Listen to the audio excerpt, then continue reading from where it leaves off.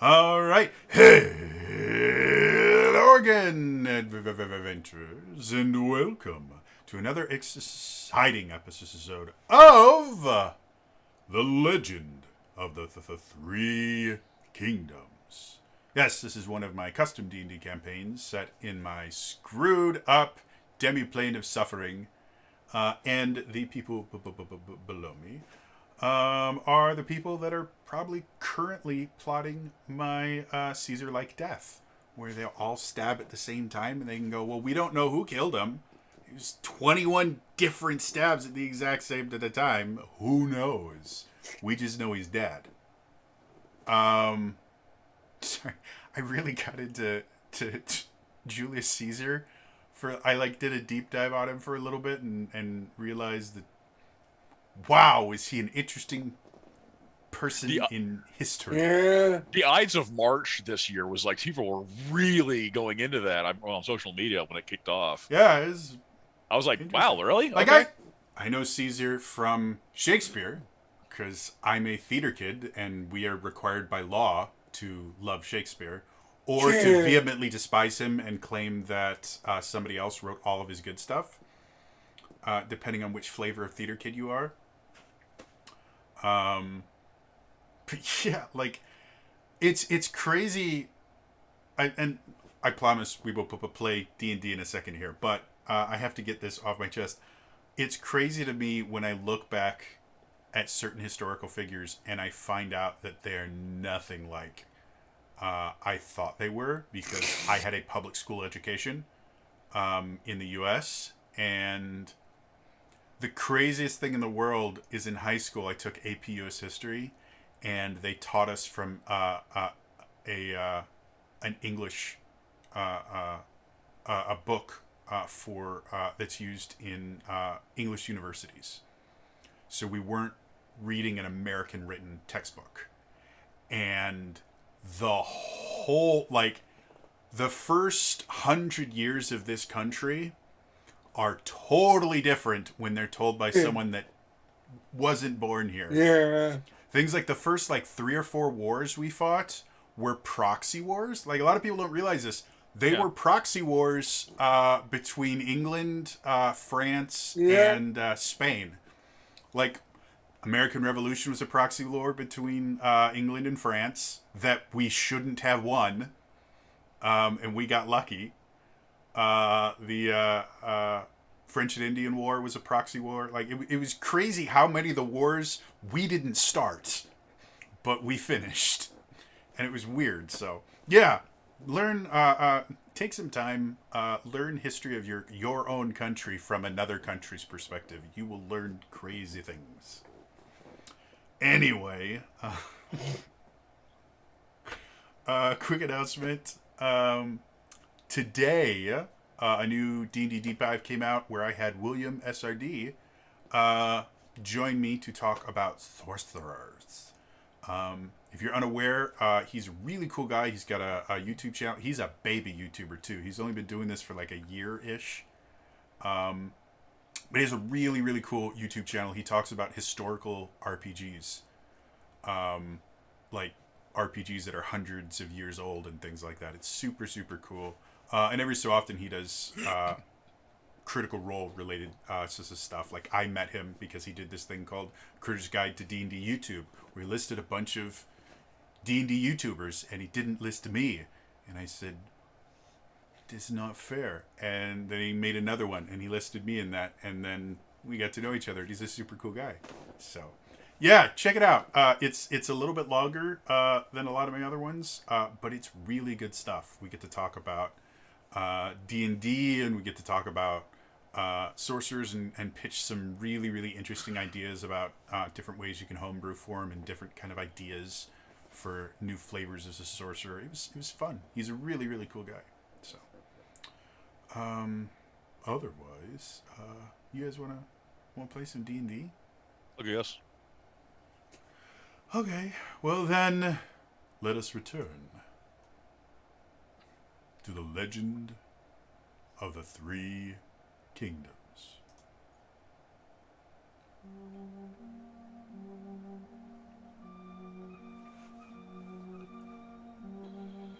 party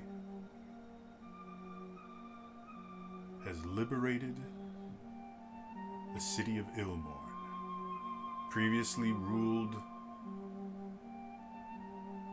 by what was thought to be the mayor, which eventually turned out to be his major domo, one of the 4 generals of the Dark Lord. After dealing with the aftermath of the power of a vacuum and the lifting of the enchantment that had been causing significant amounts of suffering, the party spoke with members of the town to find out what their plans were. Vala finally was able to face judgment for the crimes that she committed during her time as the High Inquisitor. And after the situations that happened just outside the mayor's mansion, the town was much more understanding and forgiving of people doing things that they normally wouldn't. Now the party has decided they need to find the Major Domo and discover exactly where he went to hopefully be able to catch him and end his reign of terror.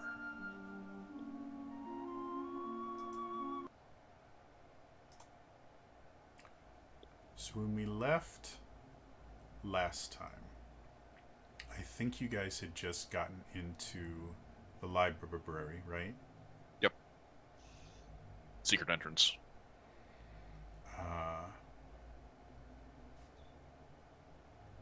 Okay. So as you guys could go into the library, you eventually are able to find one of the bookcases. Not only moves, but actually sinks into the floor and actually removes a pretty significant portion of the floor to create a tunnel going down into complete and utter darkness. So you guys are currently in the study, which still have lights from when you guys were in here last talking to the kind of apparition of the major domo. What do you guys wanted to do?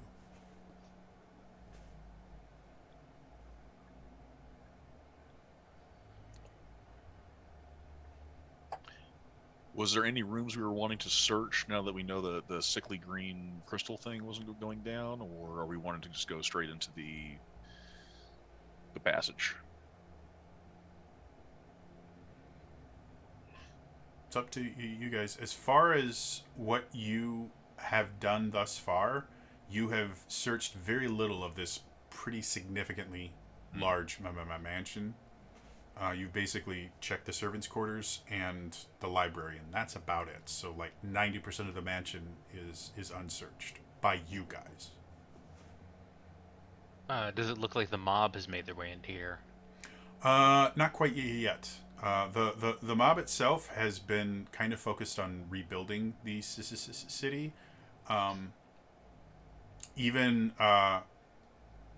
the foods that were taken from the aristocracy, that was given freely by the aristocracy. So there hasn't really been a ton of looting or anything in the city. They've been kind of coming together to fix it. Got it. Yeah, mob was perhaps not the right word there. Well, it was a mob at one point. Right. But, What power do you think there could be anything there? well, I mean, here's the thing. If you had asked me that 3 days ago, I would say yes. There's wealth, there's riches here. You probably have some magical items hidden away. Could be any number of useful things here. And then she'll like point around. Now though, I mean it might not hurt. There may be some secrets here. He liked being the power behind the throne, so it makes sense that maybe his office might be in a slightly better situation than everything else around here. Everything else is presentation as far as he was concerned, right? Yes, but I think he created the presentation. Yeah. Illusions and mind tricks. Yeah, and that's why I'm wondering if there might be any clues about where he might have gone if it's in his office. I mean, it's worth a shot. We can try looking down there now, without that glowing crystal. Or we can search around the house more.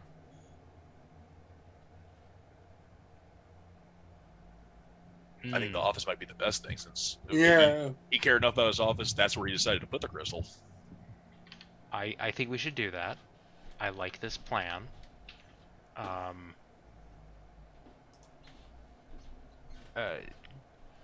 Jody, would I know of a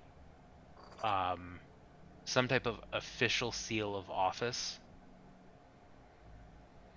like a signet ring or? The mayor did have a signet ring. Okay. As of thus far, no one has actually checked his corpse. Like none of you guys looked at the corpse to see if the signet ring is still there, but there is an official Ilmorn signet. Okay. I will go into the throne room and examine the pile of ash.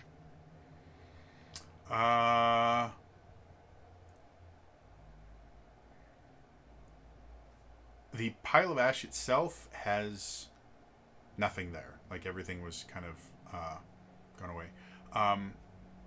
If you spend a couple minutes looking around, you do eventually find an incredibly grimy ring that, if you clean it off, you think you might find the signet underneath all the grime and muck.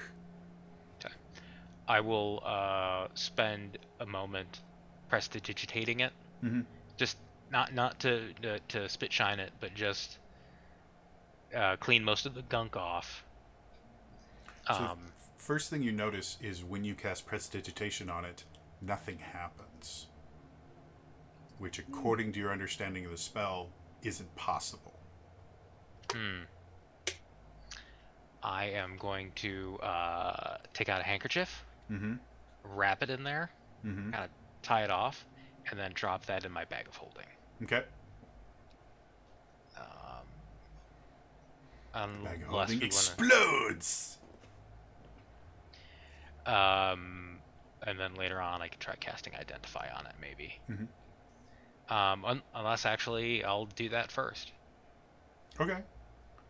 So as you sit there and you cast the Identify spell on it, the first thing you notice is signet rings are extremely common in nobility in general. It's used to seal envelopes to show official messages. It's used as their signature. They're generally made of gold or some other non-reactive metal because they need to be kept up, and gold is really valuable. This signet ring, when you cast Identify on it, is unique in the fact that this is a magic item. Okay. Signet rings generally aren't magical. Right.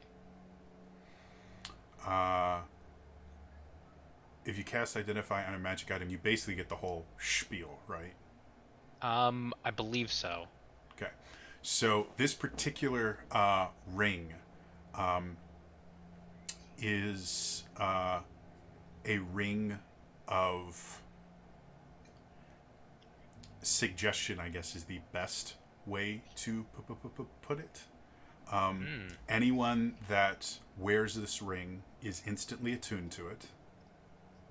And while that attune happens, or while that attunement is sustained, they cannot voluntarily unattune from it, and whomever crafted the ring can influence them in any way that they Oh. want. They will believe Oh. anything that the person tells them.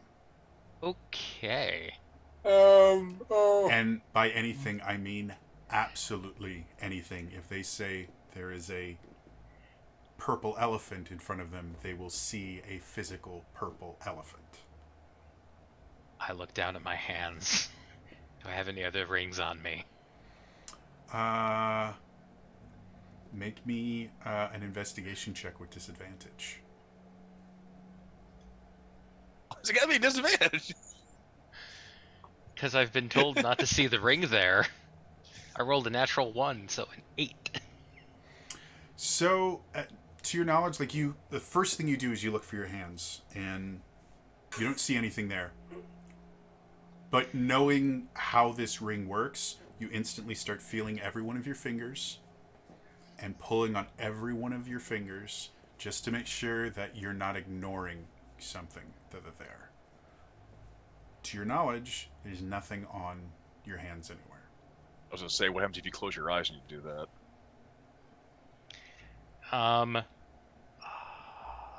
Yeah, I'm gonna say because I rolled a natural 1, I'm confident that there is no other rings on my fingers other than my ring of mind shielding,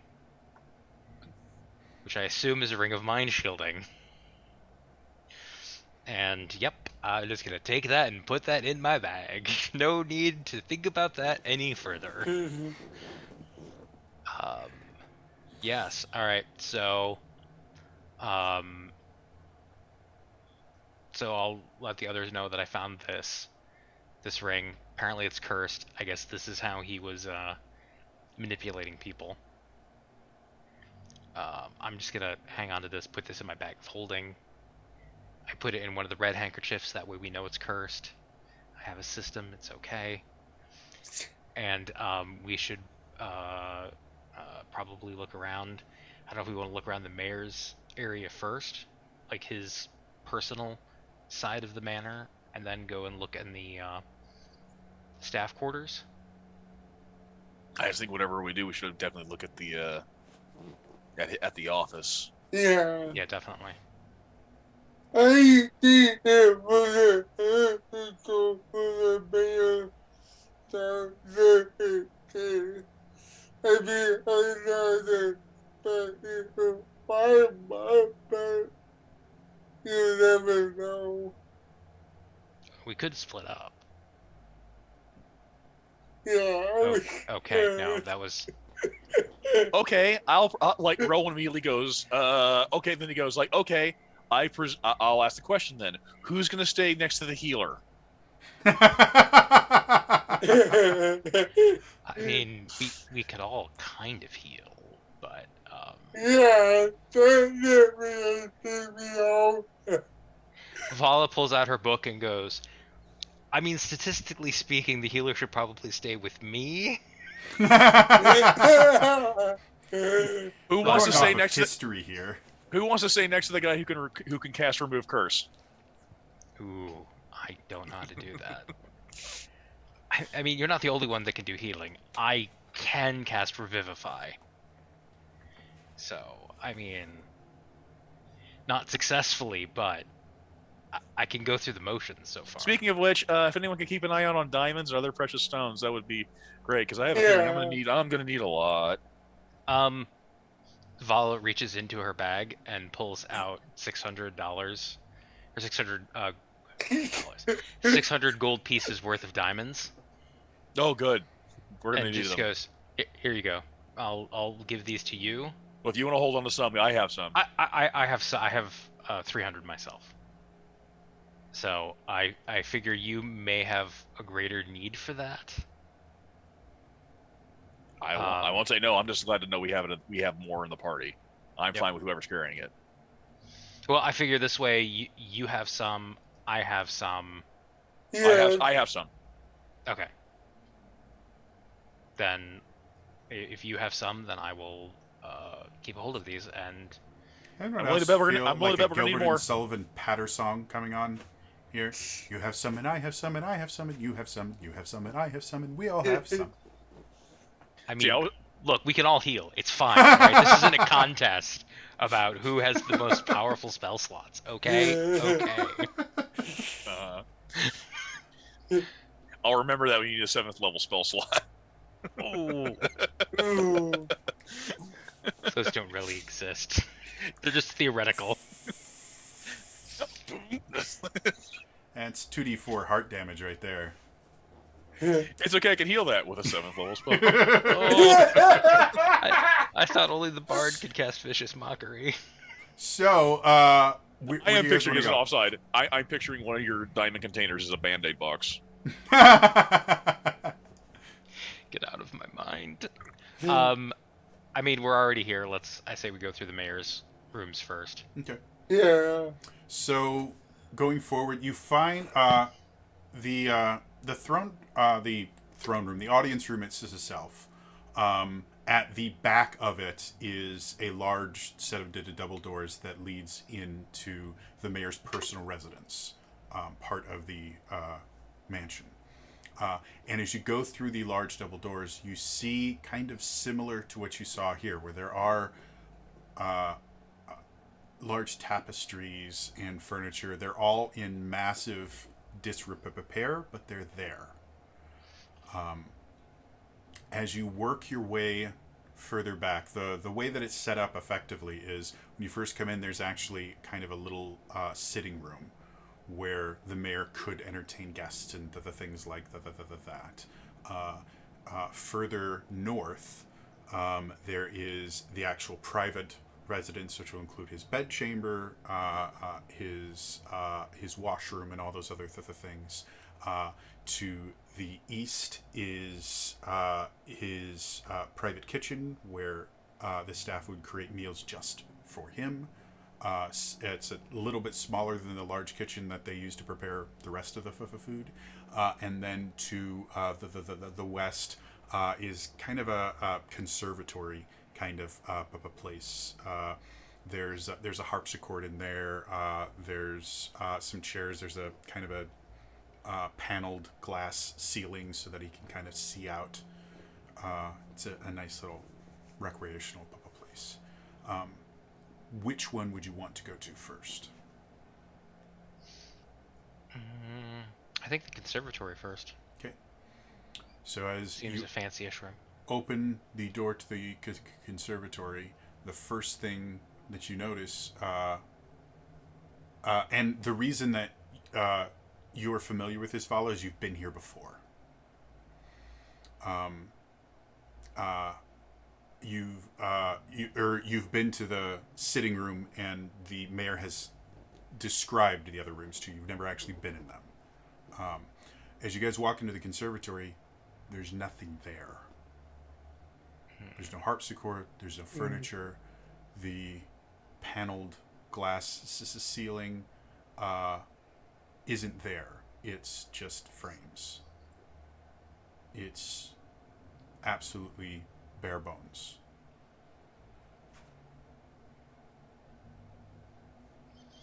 I'm gonna take a guess this isn't how you remember it. No, this is not how I remember it.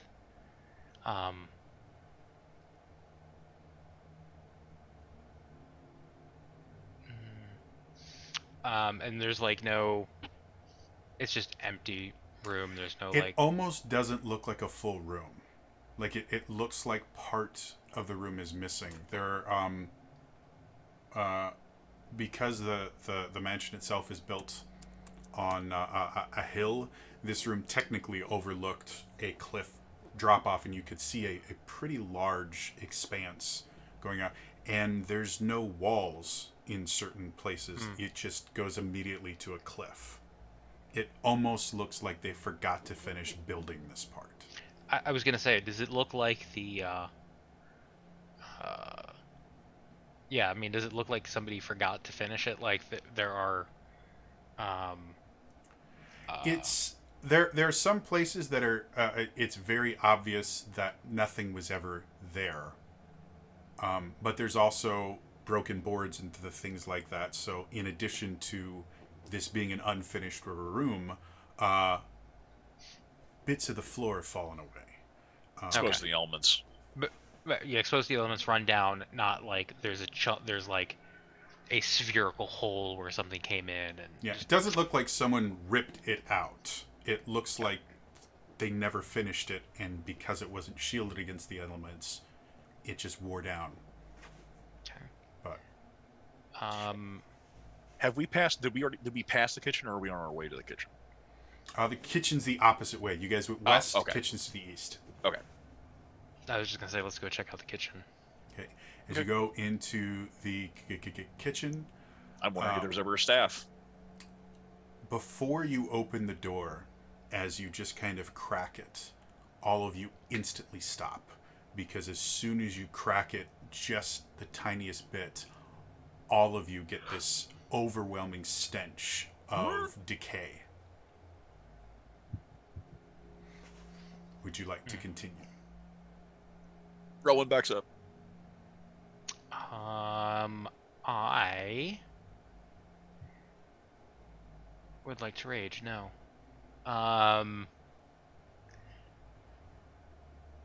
Just gonna rage spew then. Go for it. No. I was looking for a spell that I don't have.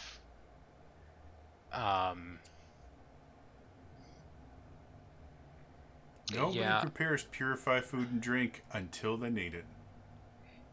No, I was gonna say I know I have a spell that lets me almost like scry, but I can pick the point that I want to scry at. Mm-hmm. But I don't have that spell, so that won't help. And I can't change spells until we level up because someone did some shenanigans. Yeah, I just need a good night's sleep, and then I can change spells. But I mean, that's just it's not a contest. Your 7th level spell slots. How great is your 7th level slot now? Conjure celestial. I could do that. So. No. Trying to think of an animal that has a really bad sense of smell. I try to remember when we found the crystal. Mm-hmm. Did I ever own it? It didn't have an odor. The light itself made everyone sick. That was Just radiating sickness, literally. I mean, did it just better food decay? Yeah, it smells like spoiled food, just rot in general. There's a tinge of excrement in it. Like I it will is take. really unpleasant. You know what happens to sausages if we let them go off for 3 billion years? I will take out a handkerchief. I will use prestidigitation to put like a rose smell into it. Put that over my mouth, and I will go in. Okay. As you Just open open the door the door, I need you to make a dex save. Oh, God. Why are you charging it? Just open the door. That is a 28. 28. Damn. So as you open the door, you hear movement, and your instincts kind of kick in, and you kind of leap back as really, really large rats scurry out. And as they see the rest of you, they kind of dart around a little bit and then go for the open door leading back into the audience room. Those rats seem to be of unusual size, but Those don't exist. Those don't exist. I'm assuming it's just spoiled food and Spoiled food, rat droppings, urine. As you kind of look over the entirety of the room, you can see some food goods. You can see what used to be you think used to be vegetables that have rotted. You can see the tables that they were on have started to rot as well. There are mushrooms out here. There's a few spores in the air that you think probably would be best to not inhale. But you also see some slightly newer food in here as well that is just starting its rotting process. So they cycled through the food. So there's a whole bunch of like very rotten food in here, and then somebody brought in good food, presumably, Mhm. and left it next to the rotting food and spores. If you want to make a Someone- history check, you Someone might be made able to kind of piece together a little bit more. someone made deliveries 25. to keep up appearances. That's exactly what it looks like. Is someone was bringing in more food here because mayor had to eat. The mayor had specific things, so looking through, you can actually see the levels of decay in here, and you can see there was rodents and other vermin were in here as well. There is a really, really strong scent of ammonia coming from it as well, because the rats were literally trapped in here with nowhere else to go. You can see bodies of dead rodents. You actually can see a rat king that has started to decay in there as well. I don't know how far in you want to go, because the floor itself is covered in shit. Yeah, I'm just going like a couple steps in, Yeah. viewing the room, and then backing out. And And you would notice this room was fully built, like it was all stone, and there was an oven in the back that you don't even see ashes in it. So obviously hasn't been used. so stone walls, stone floor, stone ceiling. Yes, it's a big old stone room. Perfect. As I'm backing out, bonfire. Okay. There's nowhere for the air to go. Oh God! I mean, I'm assuming it'll go up the chimney. If the Theoretically. chimney's clear, Theoretically. As you set it on God. fire, you think the flu's clean? the scent of burning feces and boiling urine Yeah. starts I'm to backed up. I am backing fill up. the air. Yeah. It's a remarkably unpleasant Bones, scent. Just everybody back up, back up, back up. Yeah. Rowan's already waiting. He's just like, you did that, okay? Yeah. I mean, I know the somatic components for all of her fire spells at this point, so I was already Yeah. turning around and walking away. You guys are going, oh, bonfire, let's move. She doesn't even get into the swish part of the swish and flick. You guys are like, oh, bonfire, see ya. And I just watch, in my mind, I just see Liliane and Argenta watch her just start doing stuff, and you both kind of look at each other, and you leave. And Rowan's like, what? Oh! Fala has a hand signal. It's just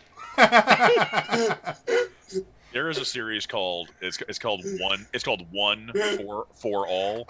yes. It's based on the character Nixie, who is a pyromaniac sorcerer. Just every spell she has every fire spell. I am not that level of bad. I usually don't incinerate the innocent. I like that you had to put usually in there. So as the fire continues to kind of burn, and with the kind of magical direction of it, you do see kind of a flood of mice come out and run away as the fire goes up, and they kind of track Gross with them as they all leave. But if you're willing to sit there for about 15 to 20 minutes, you can effectively sterilize the place. Okay. Yeah, Vala doesn't play around with mushrooms anymore, so all of those spores are gone. Okay. So again, after about 15 to 20 minutes, the room itself is mostly black now due to the soot. There are relatively significant piles of ash, a little bit of charcoal from the few wooden tables and things like that that hadn't completely turned to fungus. There's still that lingering scent of burning excrement and urine, but it's significantly easier to deal with than it was previously. Okay.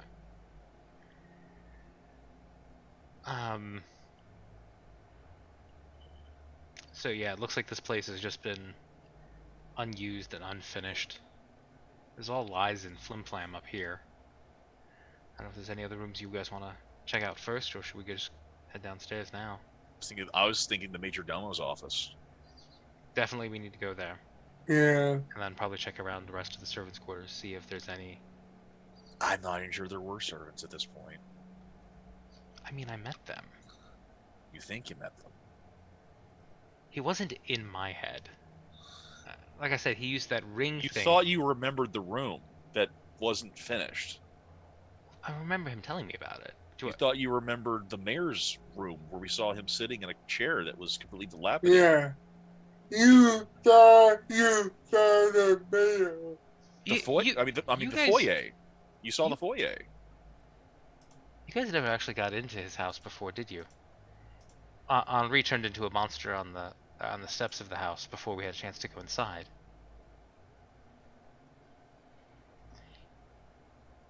I know what I saw. Well, I know, but like when we came in, you were just as surprised as the rest of us how shoddy the place is just entering it. Right.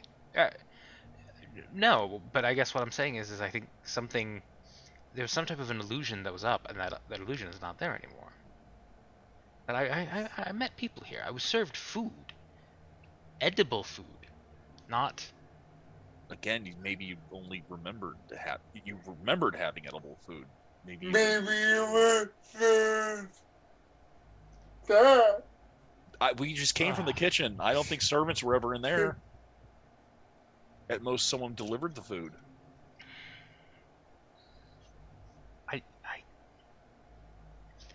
Let's go look at the servants' quarters. We'll see what we find there. Is Vala not wanting to admit that we might be right? I mean, look, guys. I checked my hands. There's no rings on them. It's fine. The Nile is not a river in Egypt. I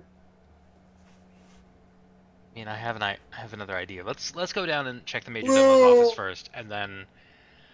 Do we hear the sound of the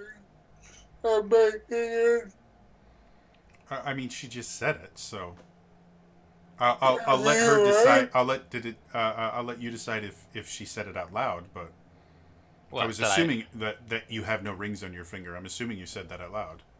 Yeah. I just have the one. I just have the one. I have a ring of mind shielding that helps keep people out of my brain. So my passive is 24. Do I even need to roll? Yeah. If you want to see if she has a ring like that would be an investigation, not a perception check. My passive investigation is 17. For something like this, it wouldn't be something that you would notice with a passive investigation. In general, I'm not a huge fan of the idea of a passive investigation because investigation is an active word, whereas perception can be both passive and active. But would I be able just to look at Vala's hands with perception, or do I have to look for with investigation? If I'm just doing a look at. To find something specific, I'm going to say that's investigation. To kind of get an idea of like what she's wearing, I would say that's a perception thing. But if you're looking for something specific that meets a specific thing, like a ring that could be coloring her ability to recall things, that would be something I would say is investigation. Well, I was just looking for a ring, because like just going off of what Vala said. Like, well, you can see she's got a ring on her finger. She's got the ring of mind shielding on her finger. It's a nice ring. Is that the should I be rolling with disadvantage when I look at Vala's hands, or?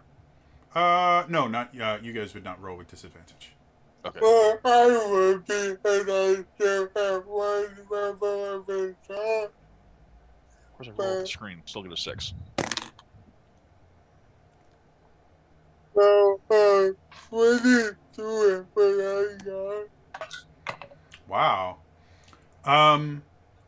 So looking over, and you're specifically looking for rings, or what are you looking for? Yeah, Okay. rings. So looking over, yeah, she has the ring of mind shielding. You do notice when you try to kind of inspect the ring of mind shielding, you can't take it off her. Like, Okay, Lilianne, I mean, if you want to look at my ring of mind shielding, you can just ask. Henri, the compatriot, he lent it to me, to help protect me from the Dark Lord at one point. So, Very special. If you would want to look at I- it, all you have to do is ask. But I think we would should I really. be familiar enough with Valor to know what the ring of my duty looked like? I think all of you would have been aware of the ring of mind shielding because Henri was not secretive about it Right. when he had it and wasn't secretive about it when he gave it to Vivala. So you're all familiar with it. You all know that part of the attunement process is you can't just rip it off someone's finger without some effort. It's designed to stay there. But would I be familiar with it enough to know what it should look like? Yeah. You would know what it looks like. Again, the ring of mind shielding itself, it's a cobalt ring with platinum inlays. So it's blue and silver effectively. Would And it's just a band. It has no stone or anything like that. It's just a band. Would you buy it on the power? I mean, I don't know that we have the time right now to. Would I? There be anything compelling me not to take this ring off? Nothing magical. If you do attempt to take it off, you do get a slight twinge of fear just from the situation you've been in and the fact that you've kept it on this entire time. It's become something that makes you feel safe. But Yeah, there's I nothing mean- magical making you not take it off. Okay. Yeah, I mean, like I could take this off, but like I did that last night, and then that dude got in my brain. Well, we can take it off now. We're all here in case something does happen.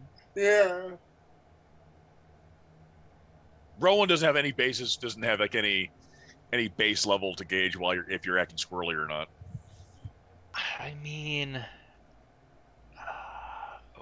okay, but I want this right back, and I will take off the ring of mind shielding. And it feels very similar to the other times you've taken off the ring of mind shielding. You're when you have it on, your will seems it feels different. And when you take it off, you feel slightly more naked. But that's the only difference. Yeah, I've had people in my brain more than once. I'll kind of hand it over, and then don't. See it look like the ring of my duty that I'm familiar with. As far as you can tell, it's the same ring that Henri had in the prime material plane.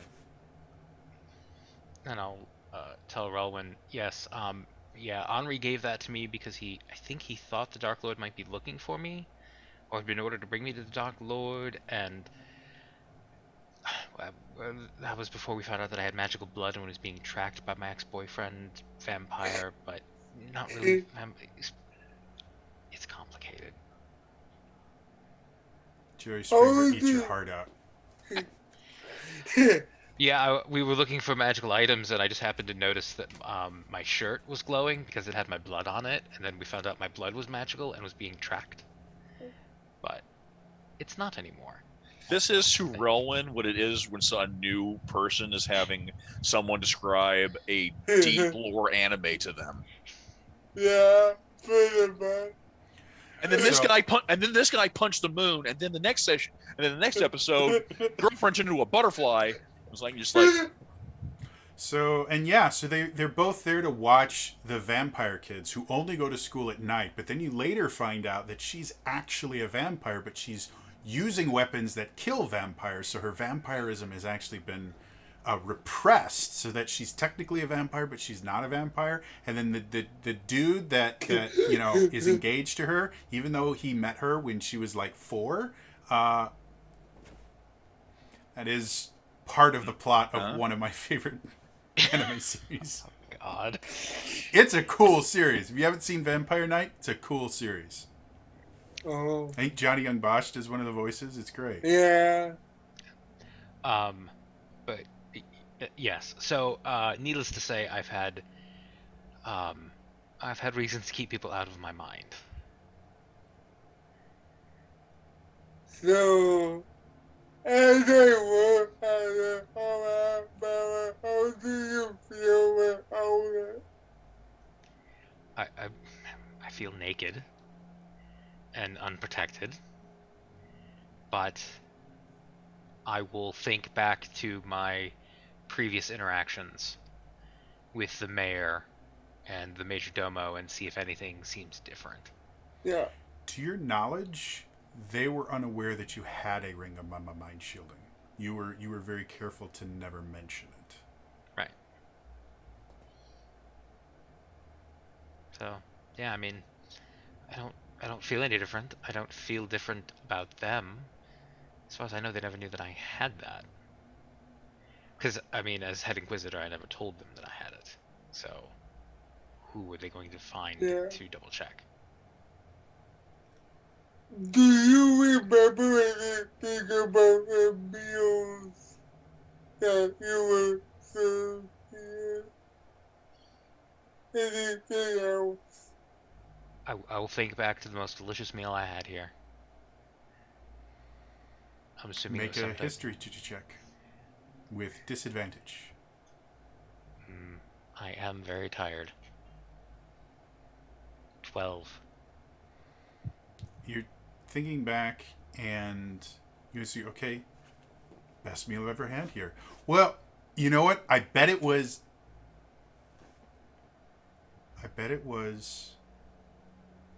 There's nothing. It's like on the tip of your tongue.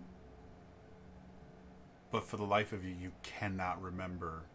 Like, you know it exists, but for whatever reason, you just can't remember your favorite meal that you had here. Right. I mean, But when talking about it, you feel, if you think about the best meal you've ever had, that kind of excitement when you think back to it, you still feel that excitement, but there's no memory attached to it. I mean, I've had so many delicious meals here. Trying to pick just one. I don't remember any of the specifics, but I know I had good food here. I think if you can't actually remember having a specific meal here, that's kind of an answer. Yeah. Hmm. If we give it what we know now. Well, here, give me the ring back. I'll give it back. Then as you give the ring back, you notice something that you didn't when you were looking for the ring, because you were focusing on his hand or on her hands. You notice there is a tiny, it looks almost like a stud that you would find on really nice dress shirts. And it's a tiny little gold pin, almost like a pip, that is on her shirt, near her collar. Pretty innocuous, but for whatever reason, as you get closer to it, it seems out of place. Thank you. Have you always had that? I'll point it out. Oh, this old thing. You don't see any, Vala. You don't see anything. So if she points to my shirt, I'll just be like, "What? Oh, Oh, and then I'll pull out my warlock symbol and be like, No, I see it. Yes, I She's pointing. She's pointing to this. This right here. Yeah. maybe you should back up a little bit. I don't see anything. Rowan's gonna point his finger, and he's like, "It's right there. Do you see what I'm pointing to?" Vala, make a wisdom saving throw for me. You're gonna punch me. You're gonna punch Rowan. with disadvantage from exhaustion, or Do you have a level of exhaustion still? I had 2 levels of exhaustion. Okay. So yeah, any checks you make are going to be made with disadvantage. I don't believe Okay. attack rolls are affected, but checks are. Yeah, I think it's just ability checks, isn't it? Exactly. Yeah. Skill checks is level 2, isn't it? Disadvantage on ability checks, and a Yeah. saving throw is an ability check, correct? No, saving throws are not ability checks, so Okay. ignore that. So I will Yeah, I think will saving throws roll are a later. 3 for a total of Yeah. 9. 9. Relwyn is getting far too close to you, to the point where you're starting to feel a little bit violated.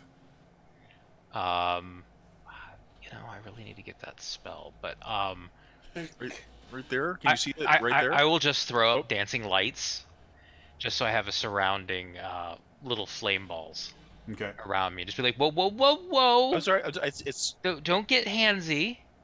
I wasn't going to touch without consent. I was just pointing. Well, you were getting awfully close to touching, and you certainly did not have consent. So, back up, and I will. There's nothing there. Like, are you guys looking like?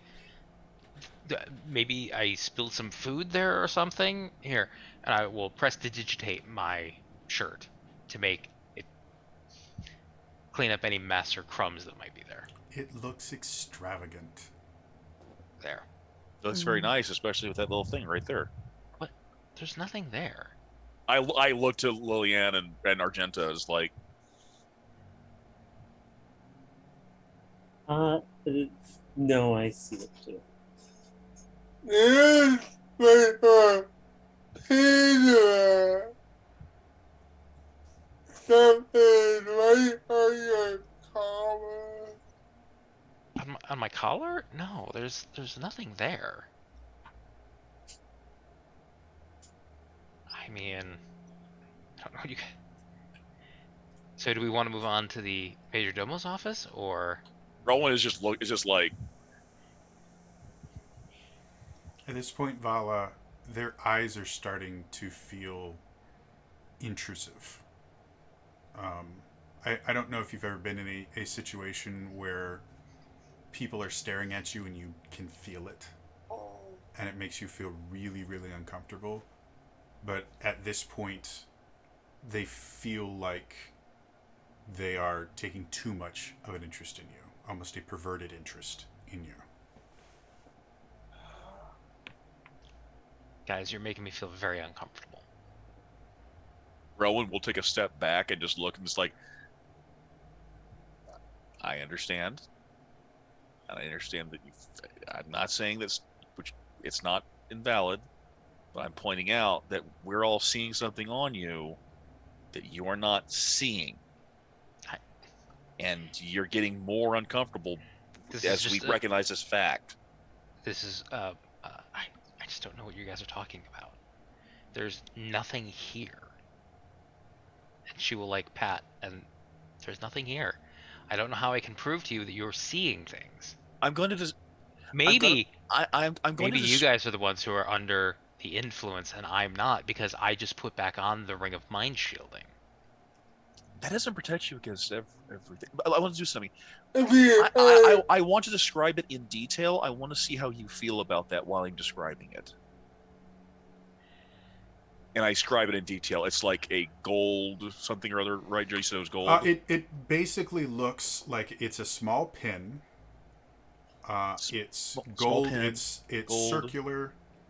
It looks like if you've ever seen Star Trek, the pips they wear for yeah. rank. It's Yeah, it's a little pip. Oh, you mean my Not a my great- lieutenant Pip? No, ensign. what? Lieutenant command. Yeah. Shut up, that's- Wesley. How dare you! You monster. I cast fireball. Hellish rebuke. What? I will also Tiefling. cast Hellish Rebuke. As he, yeah, we'll hellish rebuke each other. As he kind of describes, It's not there. It's this. It's very simple. There's nothing a lot to it, but it's cold. It's small. It's about this big. as he continues to just describe this, you hear it. It sounds incredibly familiar to you, but that's it.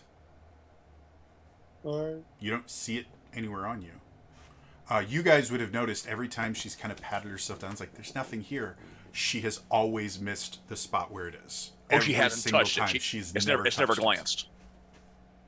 How easy does it look to remove? Like, does it just kind of, because Argenta's been kind of hanging back and is just kind of examining this pot. Does it have like a backing thing that you'd have to pull off? It's you're just kind of a standard pin. It would have a backing. It's really small and it's flush against the fabric. So it's like the pins where it's like you just slide down and it hides. And... Yeah. It would require access to be able to remove it.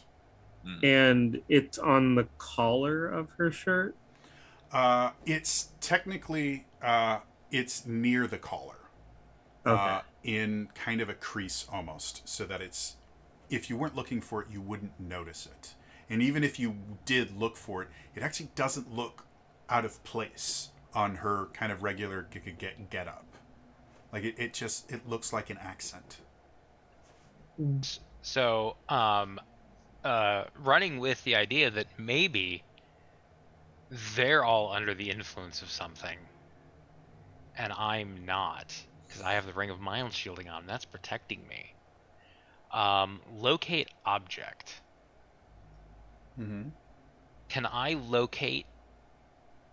I'm going to try locating a. I want to say a ring of suggestion, but I don't know if I can make that more broadly to see if I could find items of suggestion. I believe the You have spell to know the item. itself, if you know what the item looks like, if I remember correctly, the spell actually has rules as far as like Yeah. you don't know the exact item, but you know what it looks like. If There's you know rules of for that. if you know of the item or a item, Describe or name an object that is familiar to you. You sense the direction of the object's location as long as that object is within 1,000 feet of you. If the object is in motion, you know the direction of its movement. The So spell can I look- would say you, from what they have described, if you wanted to try and locate what they've described, you could do that with this spell.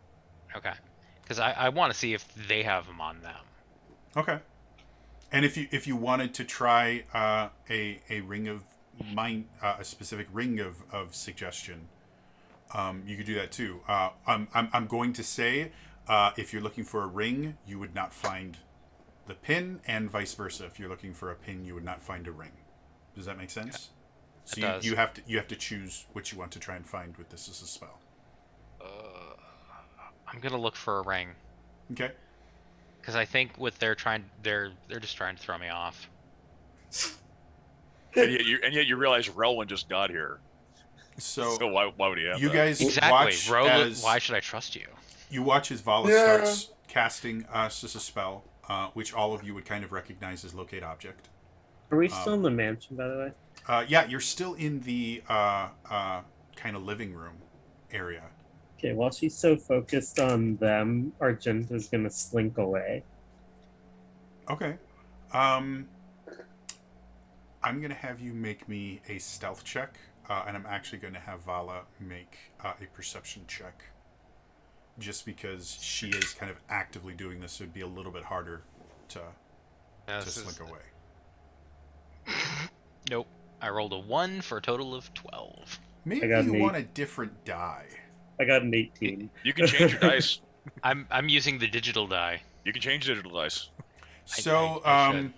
Just don't hit back. as this is going on, Vala, you start casting your spell to locate the object, and you don't detect the object. Because theoretically, the only ring that fits that description is in another plane of existence. Right. as It'd be that's scary if you happening, weren't detecting it. the rest of you guys, what's passive perception for Liliana and Rowan? What's your passive perceptions? 24. Okay. 15. Okay, so Liliana wouldn't have noticed it, but Welwyn, you would notice out of the corner of your eye that Argenta is slowly kind of fading away and kind of moving away without the other guys kind of noticing that she's moving. Roland's going to clock that, but he's not saying anything because he's hoping this is related to what's going on with. So, as far as you can tell, the only ring that you are aware of is in your bag of holding, and the locate item spell would not work on it, and you would be aware of that. So Yep, as far that- as you that was can my tell, plan. there isn't another one of these rings within 1,000 feet of you. Okay, guys. The good news is I don't think any of you have a ring of suggestion on you. Oh, So the major domo must be using another way to influence you and make you guys all see this pin that isn't here. I never met the Major Domo until I was with you. so Yeah, as there, As fair. far as you know, we just met you. You could have As- lived in this town, and the major domo's ring is affecting your mind. I've been going As through town well trying as, to uh, find you. How do you As know well you're as- even a real boy, All right, Alphonse? so hold on for just one second, though I love that reference. What were you saying, Argenta? as well as mid-sentence, Argenta's going to appear behind her out of the ethereal plane. First attack, grapple her shirt. Second attack, dagger to cut it off. Okay. Don't want to just rip it? She won't be expecting the first attack, so go ahead and make that with advantage. Grapple check is I'm contested. just trying. Yeah, I'm just trying to cut off that part. Mhm. Just No, above. Yeah. The way you described it, I think mechanically works really well. Argenta, choose strength athletics or dex acrobatics, Okay. and It's gonna be I'll give you disadvantage on it because you were completely surprised by that, and Argenta, you would have advantage on your. You have to use strength athletics for your grapple. Okay. I'm going to use acrobatics, I kind of figured. and I'm going to roll with disadvantage because of all the things. Oh yeah, I I- forgot you're still. I I'm still exhausted. apologize for my roll. 33. Jesus. It is literally Different color not shirt. Different color shirt. possible for her to roll high enough to get that. How do you have 10. a I have the prodigy feat, so I have expertise in athletics. Oh, Ooh. yeah, that'll do it. I'm like, that's not possible. Like, I imagine you just coming out of nowhere, volunteers, and you just have a dagger going, I'm trying to help you!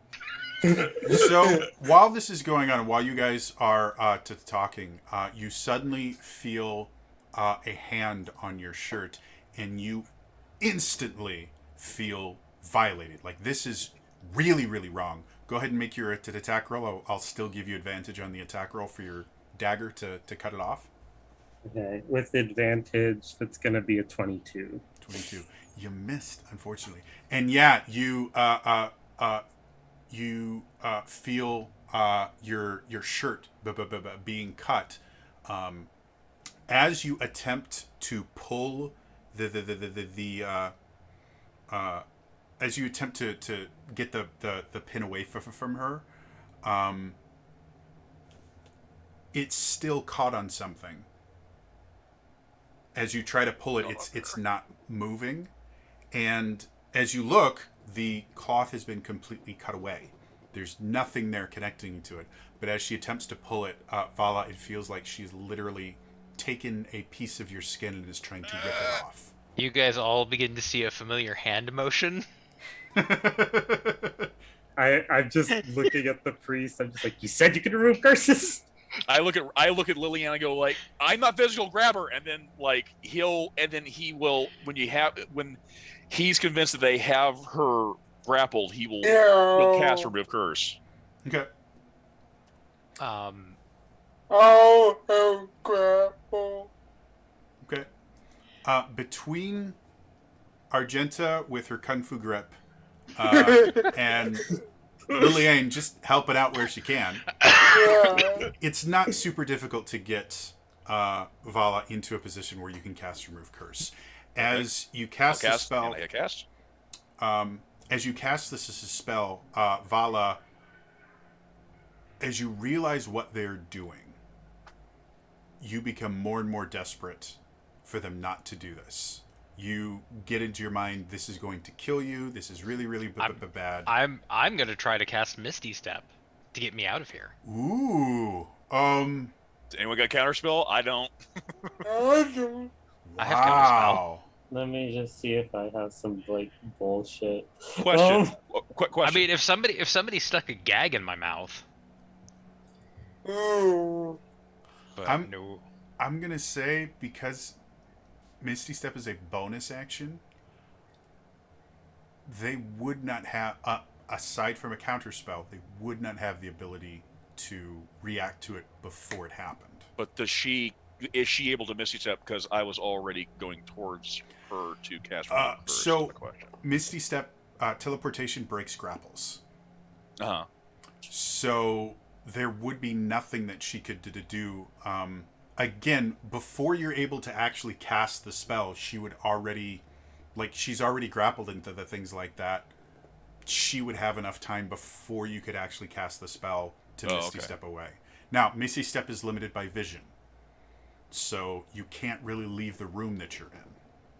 And the room itself is only about 20 by 20.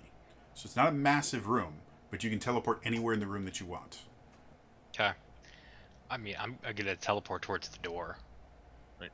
Vala, I'm just trying to cast Remove Curse. If you're not cursed, it shouldn't be a problem. Nothing would happen at all. If you're not cursed, I don't know that I trust you. take my hand. I won't reach for you. You can reach for me. Argenta, in your hand, you have the part of her shirt you just cut off without the pin in it. So now it's just kind of floating in space. No, you guys can It's attached see to her. it's in her skin. Hmm. Vala, that thing. I want you to believe me 100%, please. That thing's attached to you. I It's attached to you. I believe that you believe that it's attached to me. And if I cast Remove Curse, it won't be. And if it's not, it won't. Nothing How- will happen. How can I trust that you will actually that you will actually cast Remove Curse? I think you were. I don't know if you know the casting for it. I That's don't. what I was going to do. I don't know that I know how to cast Remove Curse. I Put a knife to me while I cast it. If you feel any harm. Well, I don't know. I can actually remove curse as a warlock. Warlocks have some crazy stuff. So you because it's on your spell list, you would know the you know what it looks like. You don't have to actually learn the spell. If it's something that's on your spell list, Right, you would recognize it. So okay, but would I recognize it? I guess is my Oh, question. that's a fantastic question. It's in my mind.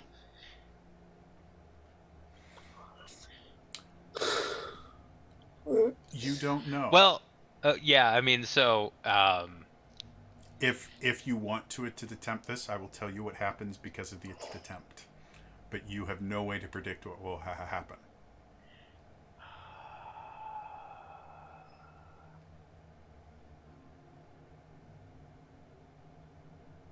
Well, I'm only trying to help, and if this is the spell, when if you're not cursed, nothing will happen. because I don't need second level spells, I will cast Flame Blade. Okay.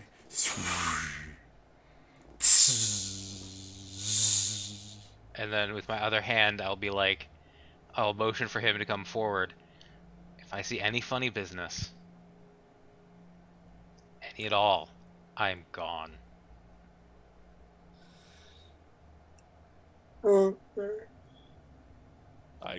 He slowly goes forward. It's like, if you'll allow, or if you want to, if you want to touch my hand while I cast it.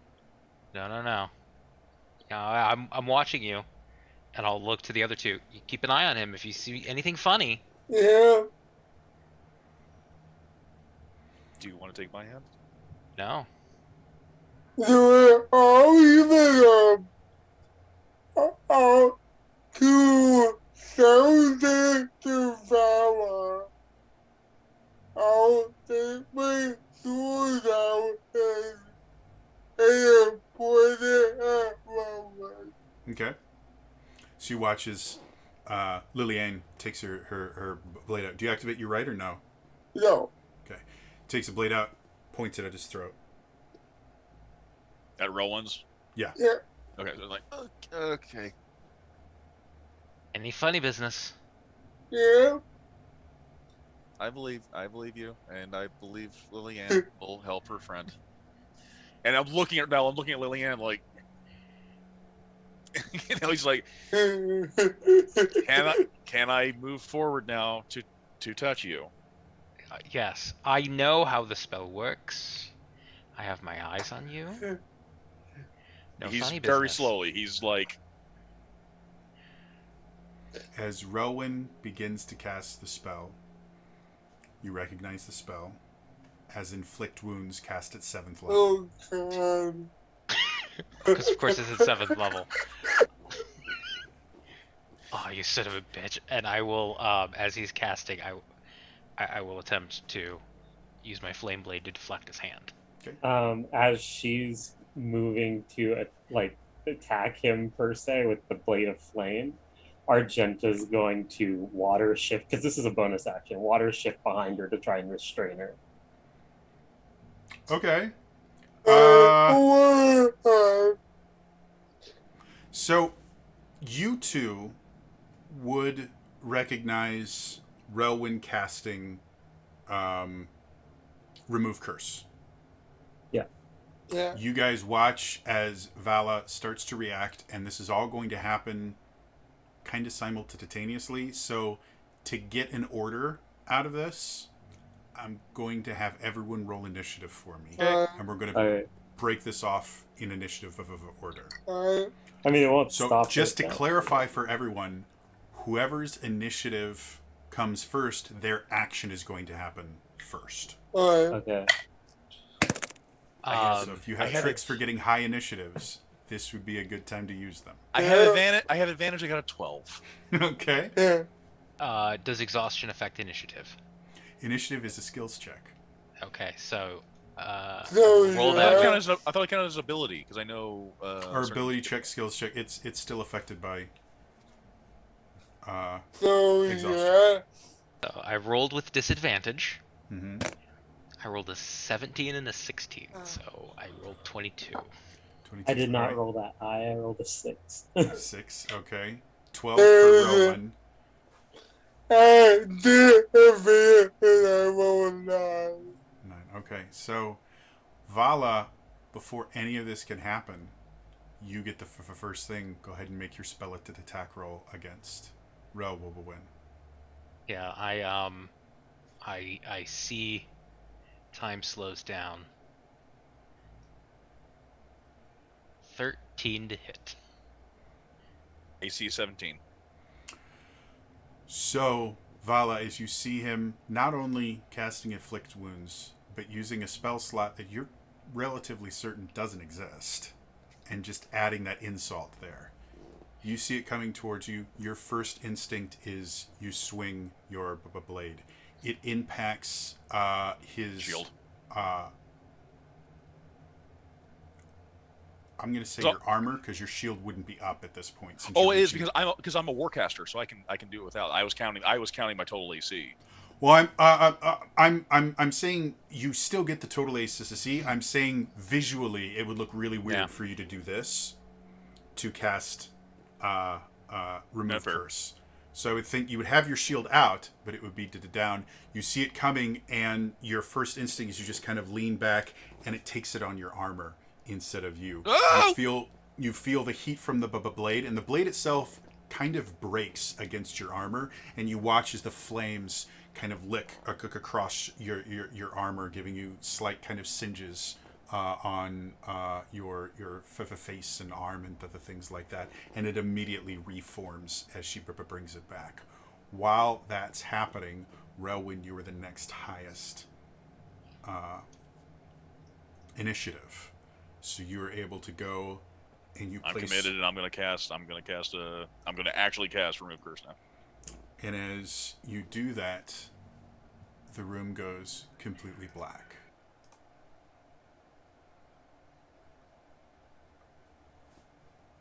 As you For look all of us, or around, just me, or one of us? the room goes completely black, and for a moment there's nothing. And then you see Vala's in front of you, though she looks different than you remember her being literally moments ago.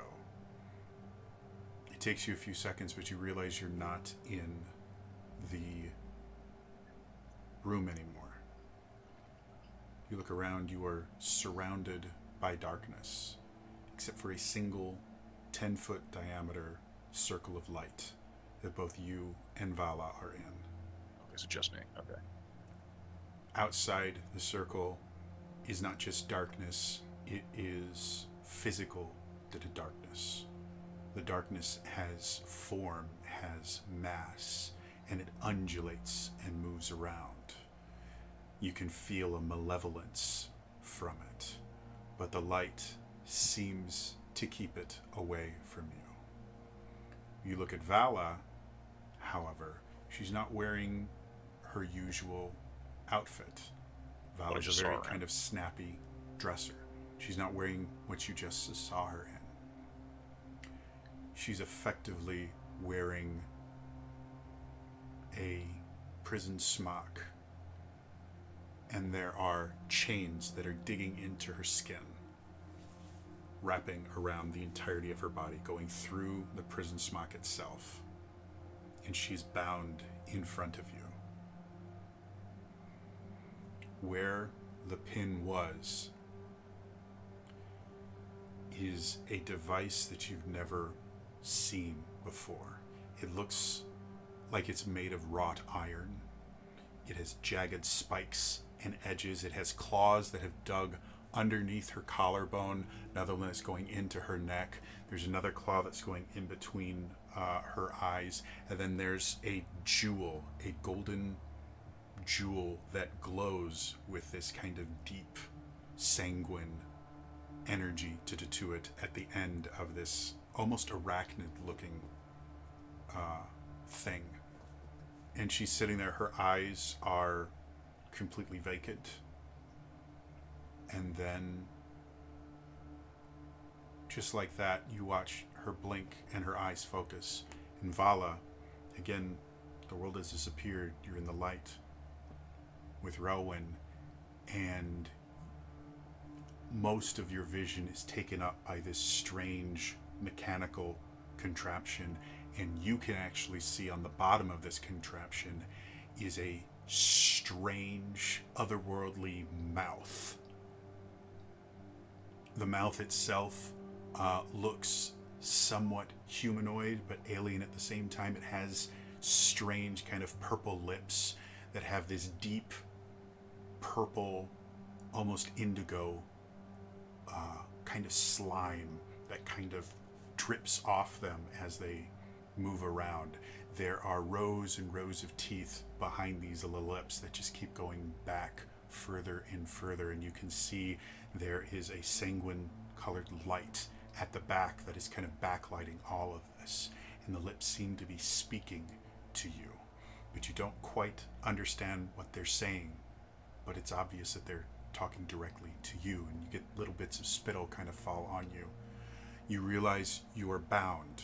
You can feel pain as there's something going underneath your collarbone. Some blade is stuck underneath your collarbone. You can feel in the center of your head something has pierced your forehead. There's another one in the back of your neck. There's another one in your side. Another one right above your right breast, going almost into your lungs, just barely stopping short of your right lung. And all of this happens in an instant. You are aware of all the pain. You are aware of this thing speaking to you, and you see Rowan in front of you. Rowan is just in shock of what he's just taking in, about, not necessarily of the visual, but it's sinking in like the absolute pain that you've been subjected to.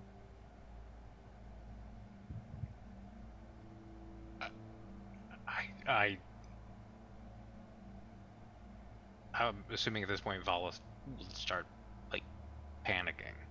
Mm-hmm. You Like- find out you can't move, but you can speak and you can look. Like you can move your eyes and you can speak, but the rest of your body is bound so tightly by these chains that are literally going into your skin, as if they had been heated and burnt into your skin itself.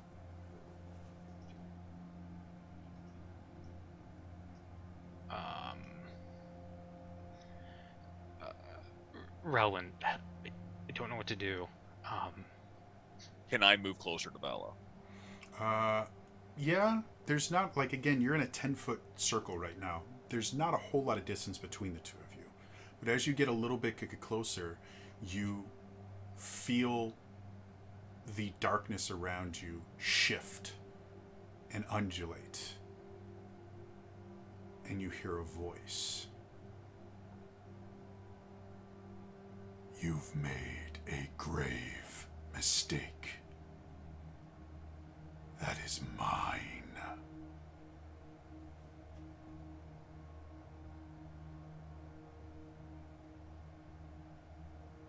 No. Mistake is yours. She doesn't belong to you. Who are you to tell me what belongs to me? You are nothing. You are insignificant. You don't even exist. And yet I'm here. And as someone who's been lied to for a very long time, I know a lie when I hear it. Now. I cast light on my shield. The light goes, the circle you're in expands 5 feet. Puny cleric. Depending on your god. Where is your god now? She doesn't exist. She's left you. She's abandoned you. That's a lie. You know Val- it to be true. If they were true, I wouldn't be able to cast right now. I wouldn't have been able to cast before. I would have been able to cast all those times people said that the Dark Lady doesn't help others. This is a lie. Vala will somewhat mutter under her breath and cast Vicious Mockery at the thing and be like, just because your mama left you doesn't mean they all leave. As you attempt to form the words that would normally kind of start the vicious mockery, you feel an intense pain as the leg that is in your head starts to burrow itself deeper into your skull. Does this remind me of other situations where I've tried to cast spells? This feels genuinely unique. Okay.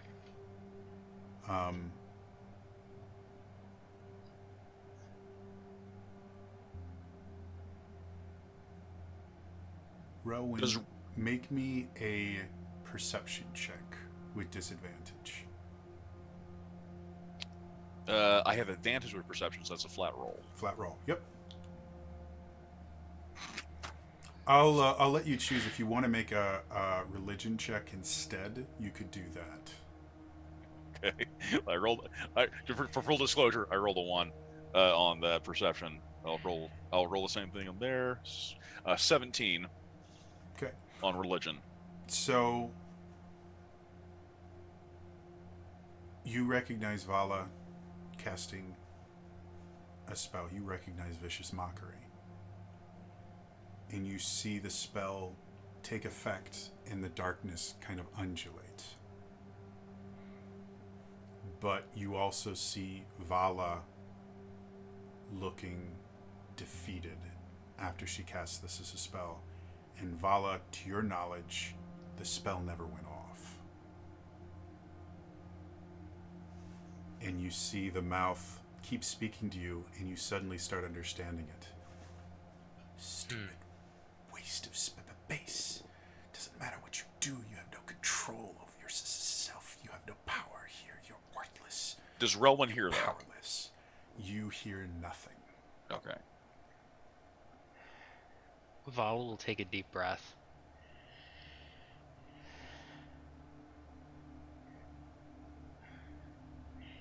Vala, what do you need? Don't talk to him. He hates you. He tried to kill you. He's gonna make this worse every time you struggle against it. It's so close to your mind. If it goes just a Listen tiny here. bit deeper, you will die. Listen here, voice.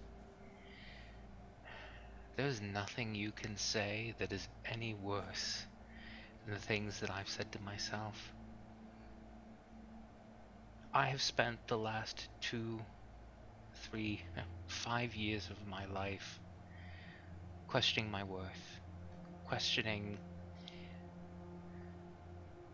whether or not I was worthy of these gifts, of my family. And you know what I've learned? I'm not worthy. I never was. That doesn't matter. I don't have to be worthy for these gifts, to do good. It's not a balance of worth or value. Life deserves to exist. I don't know what you are or who you are, but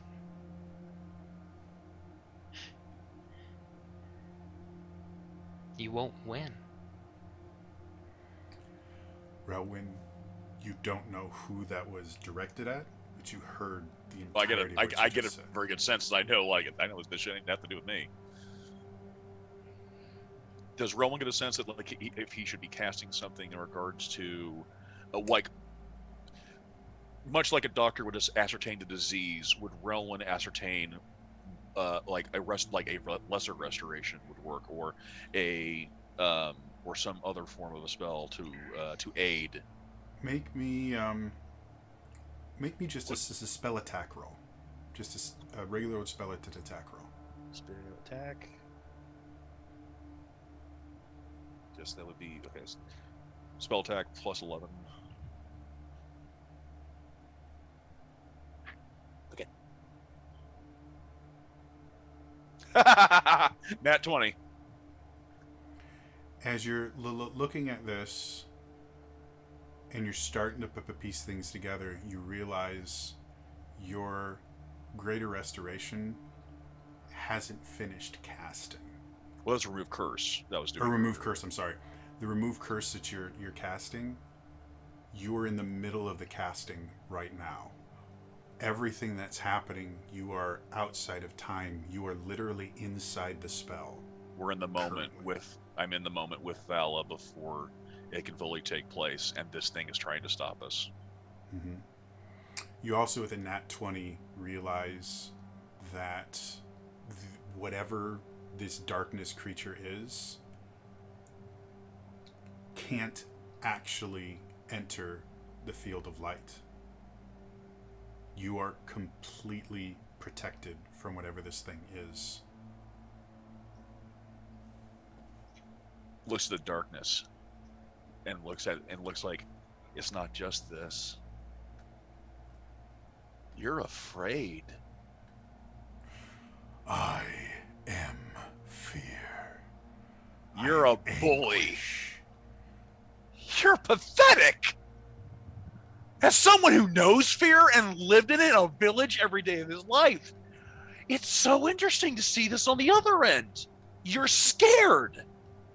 You're trying to step in before I finish casting it on her. I mean, that's a little on the nose. Oh wait, sorry. How does it feel to be scared? For you, how does it feel for you to be scared? I fear nothing. And yet you try to stop me.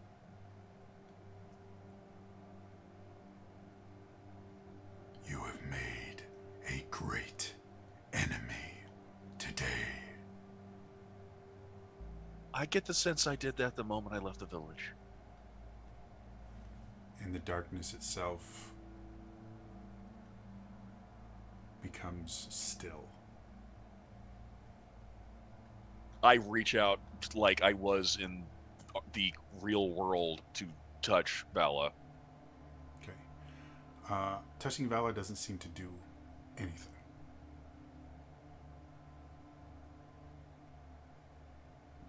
I'm not gonna lie, that was rather anticlimactic. I thought that would do it, I thought it was pretty good.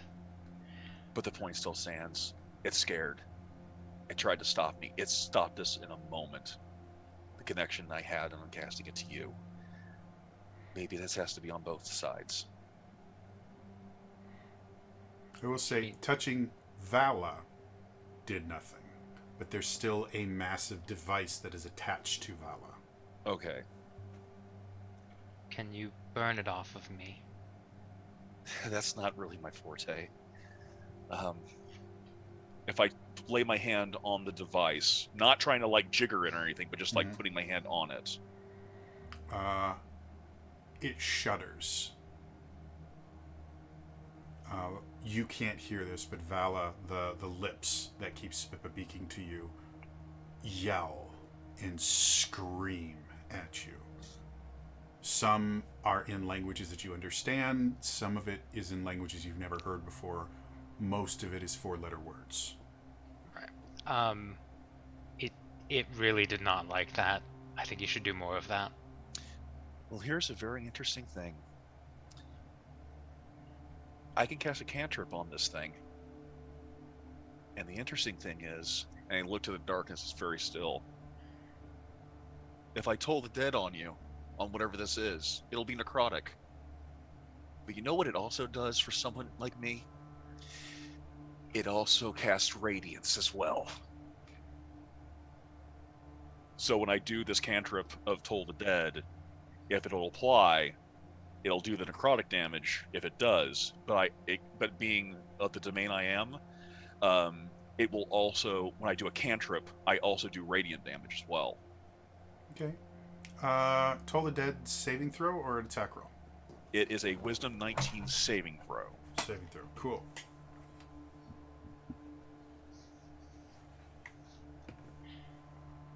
Well, it got an 8. How do you visualize Toll the Dead working?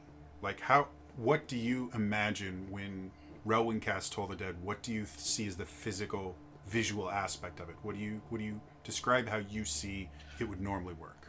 Well, much like the bell sound, but I don't think he would envision the actual bell per se, but more along the lines of just the vibration itself going towards the target. And it's just because you can feel it as much as hear it if you've ever actually been close to a bell when that struck, you can actually feel the vibration when he casts that. Okay, so I guess he does in your envision mind, like a ripple.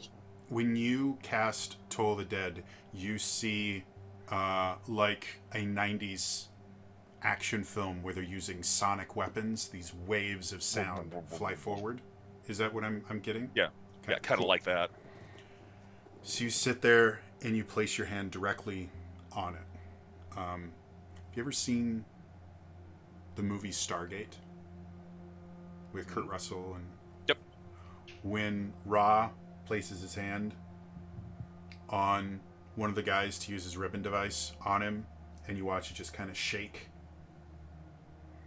That's kind of what happens here. Is as you see this kind of force of sound start growing in your hand, and you see it start to glow with a radiance, and you slowly put your hand on the device, and the device itself starts to shake and to rumble. The voice for Vala gets louder and louder and keeps saying more things, and now it is in a language that not only can you not understand, but you cannot even fathom it. The mere words that are coming out of it are starting to physically hurt you, as your mind is not capable of understanding the language that is being spoken. And then you feel a sharp pain as one of the legs is ripped out of your neck, another one is ripped out of your chest, and another one, and then the one is ripped out of your forehead, and finally the last one that is just under your collarbone, where the pin is in real life, is ripped out. And Rowan, you're back in the castle. As you look, you can see Vala is bleeding a little bit. Not like arterial spurt or anything, but she's got a little bit of blood. And you look in your hand, and in your hand is that pin with little bits of her flesh on it. Rowan puts it down on the ground. Not normally a physical fighter, takes his mace and just crack a walnut. As you hit it, there is a loud sound like a thunderclap that comes from it. You guys see sparks of light just erupt from it. The air in the room is kind of sucked out of it for a second, and you're all kind of blown back, a few inches from it. And you look down, there's nothing left after you lift up. It's just a scorch mark on the ground. Rowan looks to Vala and goes, "Now there's nothing there." She will look down at her wound. You also now notice that they cut up your shirt. Vala ready's fire. No. As Argenta's like she's grabbing her cloak, then she stops. Just kind of puts the cut piece of shirt onto Vala and begins casting mending. I was going to ask if anyone actually knows mending. For Argenta and Liliane, what you saw is when his handmaid made contact with her, they both glowed for a brief moment. And then the glow was bright enough that you shielded your eyes, and the next thing you know, they're no longer touching, and Relwyn had the pin in his hand.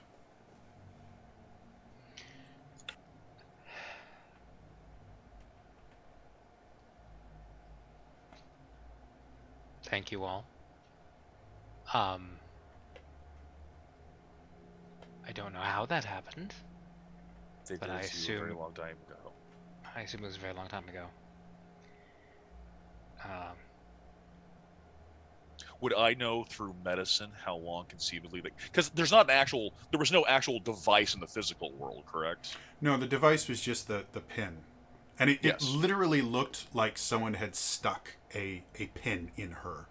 But and it was never somehow like- was able to put a backer on it. So it was just like a pin in clothing. It was a pin through her skin. But yet it was never infected. It never had. No. There's no infection. There's no... the wound didn't close or anything. The wound stayed open. It was kind of like a piercing. Like pierced ears. Kind of same basic principle, except the backer was inside her body. Yeah, and yet but also pierced flesh as well, and just like that's a stab, and yet it never. Mm-hmm. It never healed up. It never did anything. It was technically an open wound, but it never bled or anything. Because to get it out, you literally had to rip out part of her skin. Now she's got a little hole there, but It's not the first. There was a magic coin embedded in my back before that prevented me from casting spells as well. Yeah, do you have anything?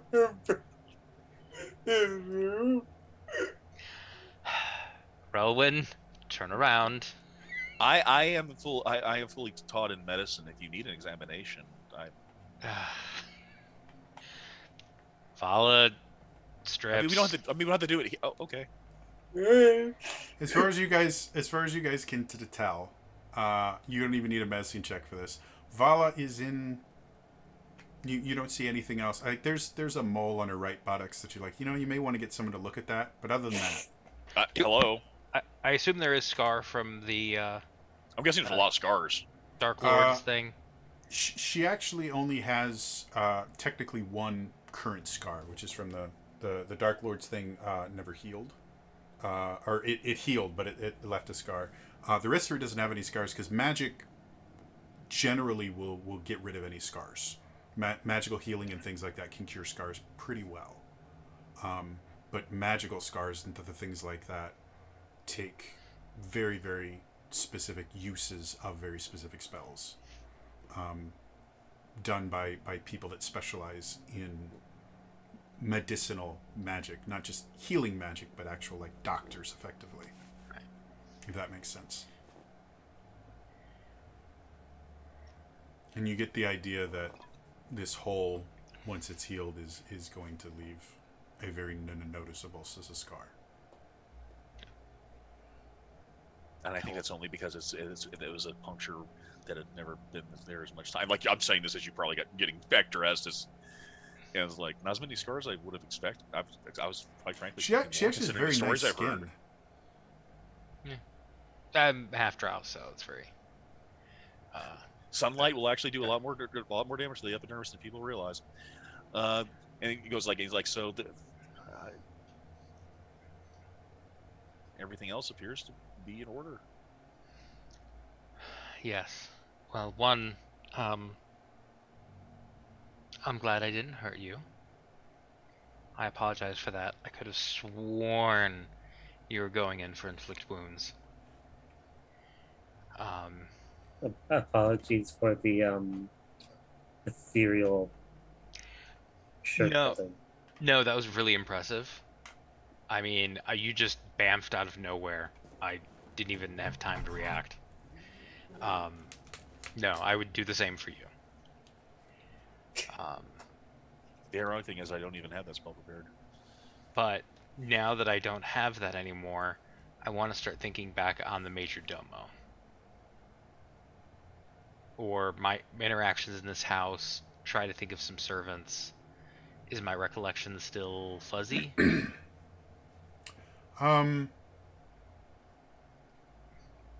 Thinking back, you don't have access to all of your memories. You think it's going to take a little bit longer for your brain to just sort through them. But what is the first memory you want to try to recall? I'm assuming I had this thing, they didn't. They couldn't remember the Major Domo. I'm probably not going to be able to remember the Major Domo. Not like any features of his, but I want to try to think of if I remember maybe him going to a certain place. Okay. As you think and try to remember the Major Domo, the figure that comes to mind at first is not familiar to you. You see a creature, red skin,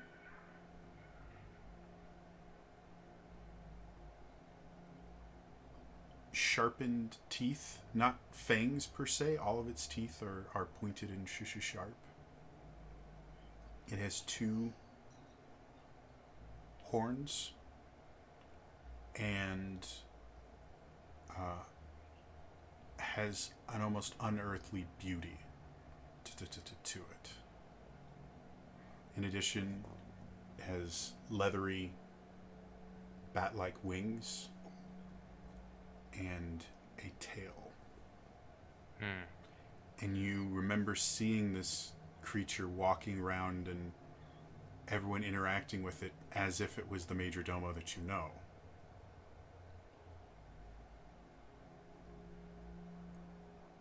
But you don't remember them specifically going anywhere other than going into the servants' quarters, and you never went in there.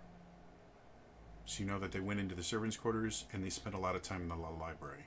But now you have an image of the Major Domo. The face is similar, but much more demonic. I will relay that to everyone else. Would Rowan know what that type of fiend? It sounds like a fiend's. Definitely for the fiend. me. It uh Joshua's guessing incubus, but it has features similar to an incubus, but it's not identical to kind of the textbook version of what you would think of an incubus, but it's definitely in that same family. You think this might be a special kind of incubus, possibly? Does it sound similar to I'm assuming the because you guys wouldn't have seen this, but I'm assuming Vala, you would have Oh, relayed. I would have relayed it, and then I'm like, oh wait a minute, and then I will just use minor illusion. no, I will use disguise self to just make myself appear like it. Ah! So yeah, oh, this is definitely something along the line of an incubus, but probably significantly more powerful than any incubus you've ever heard of. Does it look like the high priest after he transformed? No, the high priest when he transformed had a little bit more of a bestial appearance to it. This, I mean, incubi and succubi themselves are gorgeous. They look attractive to everyone. That's their thing.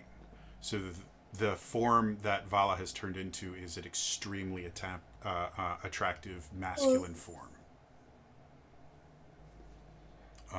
The high priest was very much unattractive, bestial, kind of degenerating.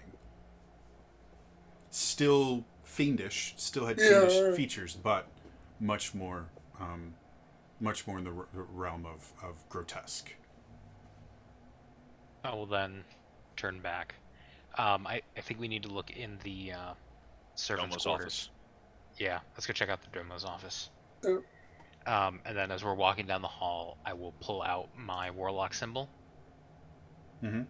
and look to see if it still has that yellowing around the edges. None. That son of a bitch.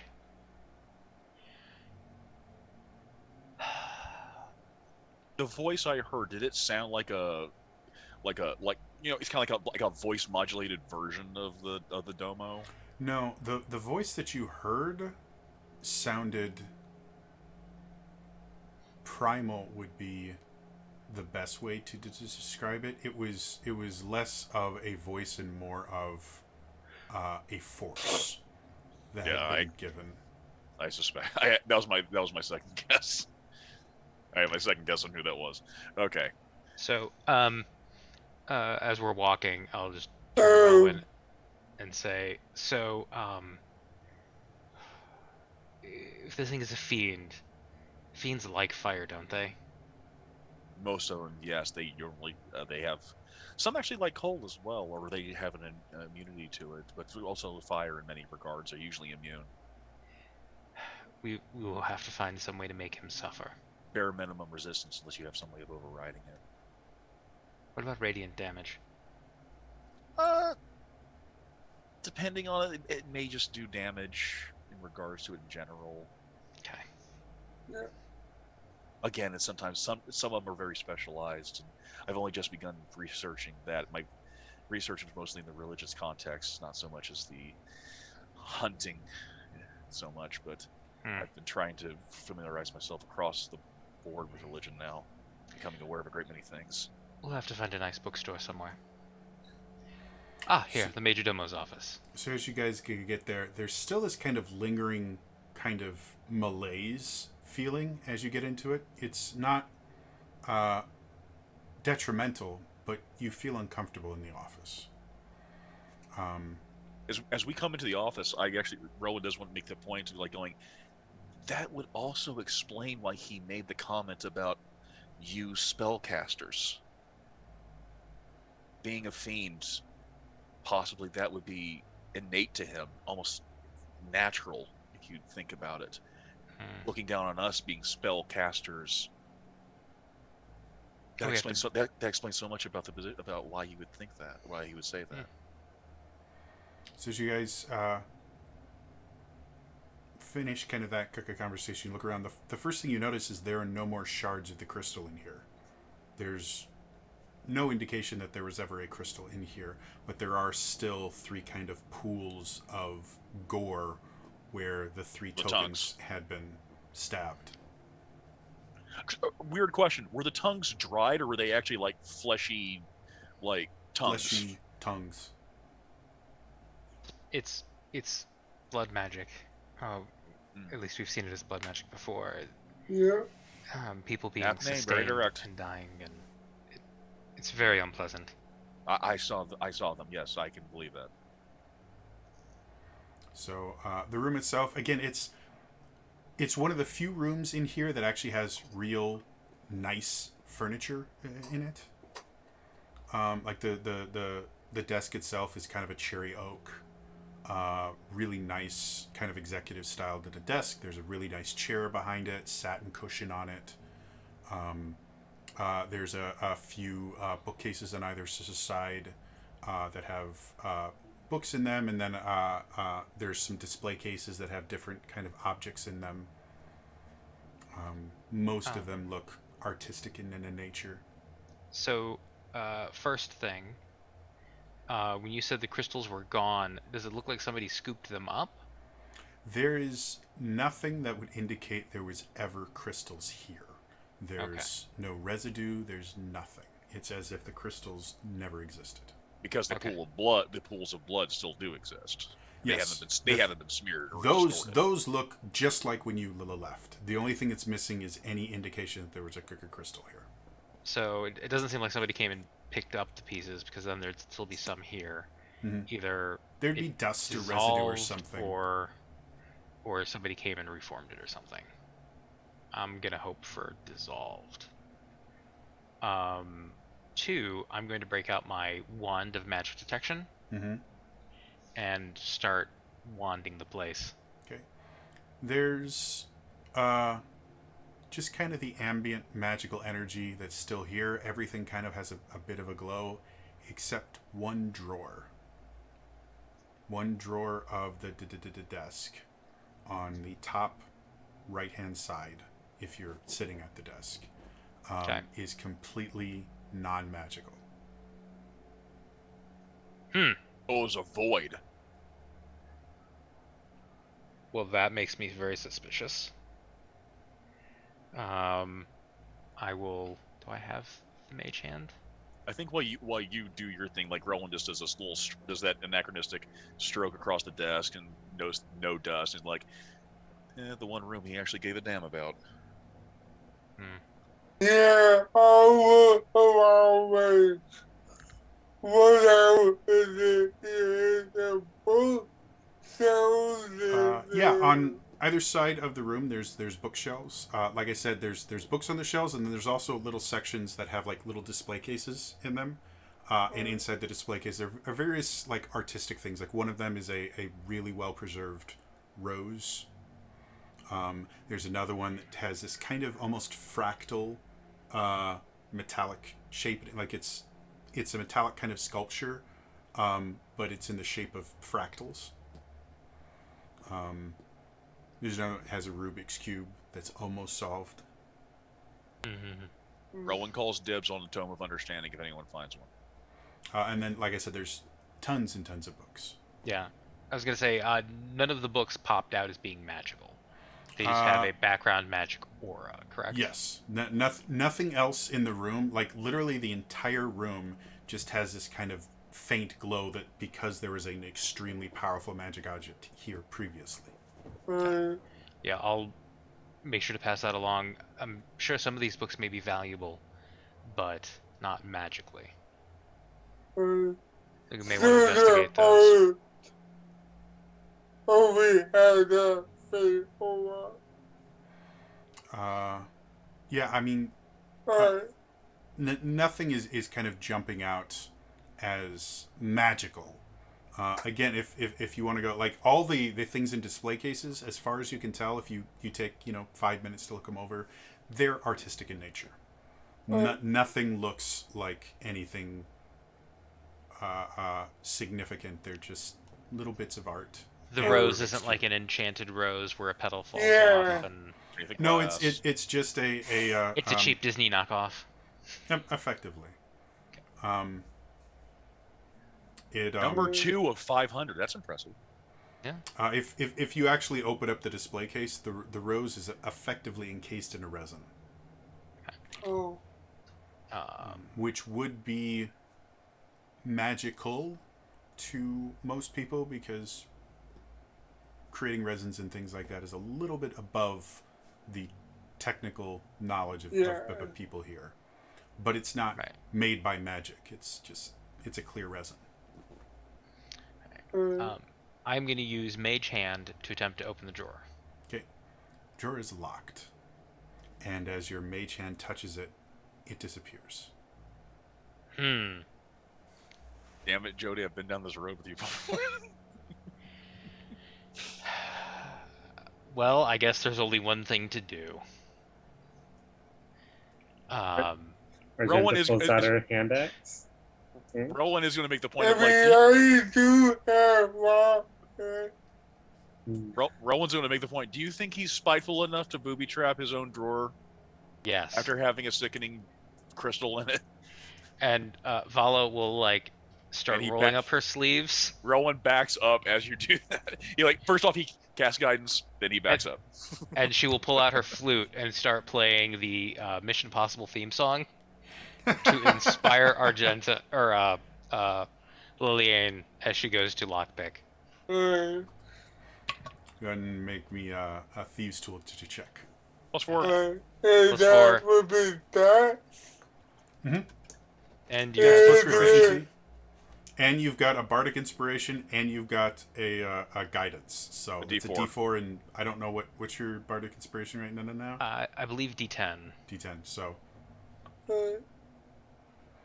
So you may be able to make this roll without a D20. Question is, did Well- you detect traps first?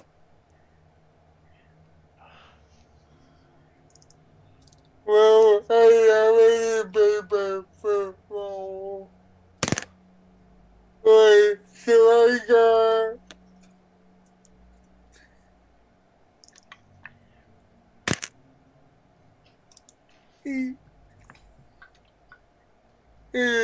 D4 for guidance.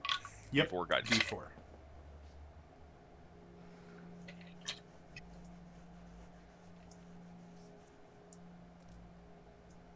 That would be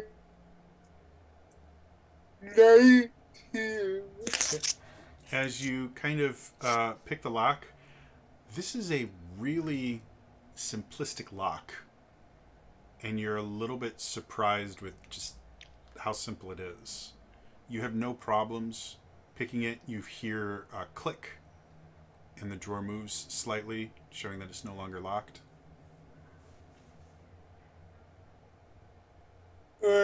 I'll open it. Rowan did ask the question. I don't know if that matters. As you open the drawer,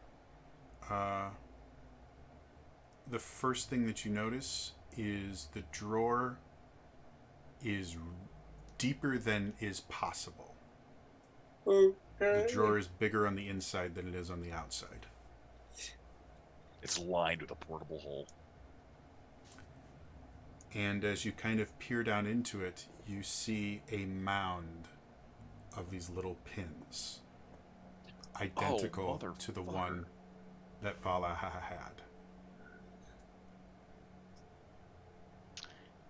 I knew there would be a thing. Vala, if you still have your wand out, if you point it there, lots of magic. Yeah. When I find our those to the group and ask, we probably send out to each other for those. I mean, we've all been in the city long enough. impossible. If you guys want to do effectively checks of yourselves, you can. It would be an investigation check. I was gonna say if they close the pocket dimension that contains all of those pins, Mm-hmm. and I expend a third level spell slot, I will attempt to locate another pin. Oh, yeah. Oh, You close the door and Because that'll Yeah. give me 1,000 feet. Because I don't want to just check you guys. I want to see how many are out in the town. I'm willing to bet a few, more than a few. Well, yeah. 1,000, because of how large this is, you're not going to get very far into the town with 1,000 feet. Okay. Yeah, you can't remember so out in the thousand. Well, I mean, I figure I'll get some sliver of the town. And Okay. maybe I have so many spell slots to burn. It's fine. Well, I We- want to see if anybody in here has any on them. yeah. More importantly, if any of us have it. Yeah. So as they close the drawer, you go to locate on this particular object, and you feel nothing. I'm not sensing any within 1,000 feet of us. So, and I earlier didn't sense any rings.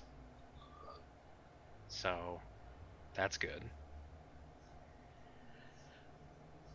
I assume this office Well, that's good news. isn't magically shielded, otherwise the crystal's effects couldn't get out. Well, until we open the door. Right. But I mean, whatever influence that crystal had on the town that broke. I mean, fair. somebody wanted to put a kid for every time. So,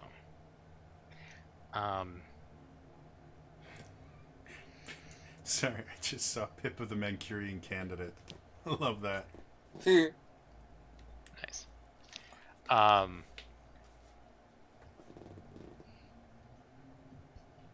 Well, I don't think there's anything else. Did you guys get a chance to look through the books, or? I was focusing on this first. I wasn't. yeah, I was going to when you told me over to pick them up. If we're just gonna do it, I mean, I don't think Roland actually knows anything what he's looking for. He would just do a general perception check Yeah. if he's looking. Yeah, I think curious as to what the book was, what the book. Are these like Well, fiction, non-fiction diaries? Yeah, but I don't want you to have to go through and name every book. As you go through the various books, you find that the vast majority of them are effectively fairy tales. And if you get a little bit kind of more into any of them, you actually read any of the fairy tales, they're very much kind of grim style fairy tales, as in The fucked up original OG fairy tales. yeah, original grim style for fairy tales, very dark, and almost terrifying. And it's just loads and loads and loads of books of just countless fairy tales in this same kind of style, over and over and over again. You do find one leather-bound journal, but as you open it, it's gibberish. I am going to grab 3 books of the Grimm Fairy Tales and the leather-bound journal. yeah, I was gonna grab it if you did it. Roland makes a point that, like, this is his office, and clearly he cares about, at least at the time when he considered interested to him. He held such a fascination with these types of stories. I mean, they had a fit. Oh, I mean, he liked to invent things, stories, perceptions, create a narrative. I can understand some of that. Doesn't surprise me too much. Yeah, and I mean, if you look at the whole that place, the whole place is kind of a grim fairy tale. This is as entertainment. Yeah. Yeah.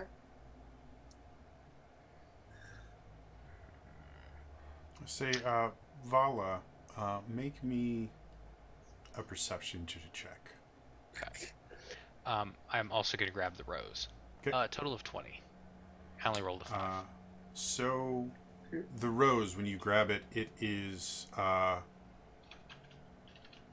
encased. It's effectively a three-dimensional rectangle, whatever that's called. Yeah, a display case. Yeah. The resin itself is an elongated cube, effectively, Okay. to fit the length of Oh, it. So it's Yeah, It's I'll a just nice take the whole paperweight. thing.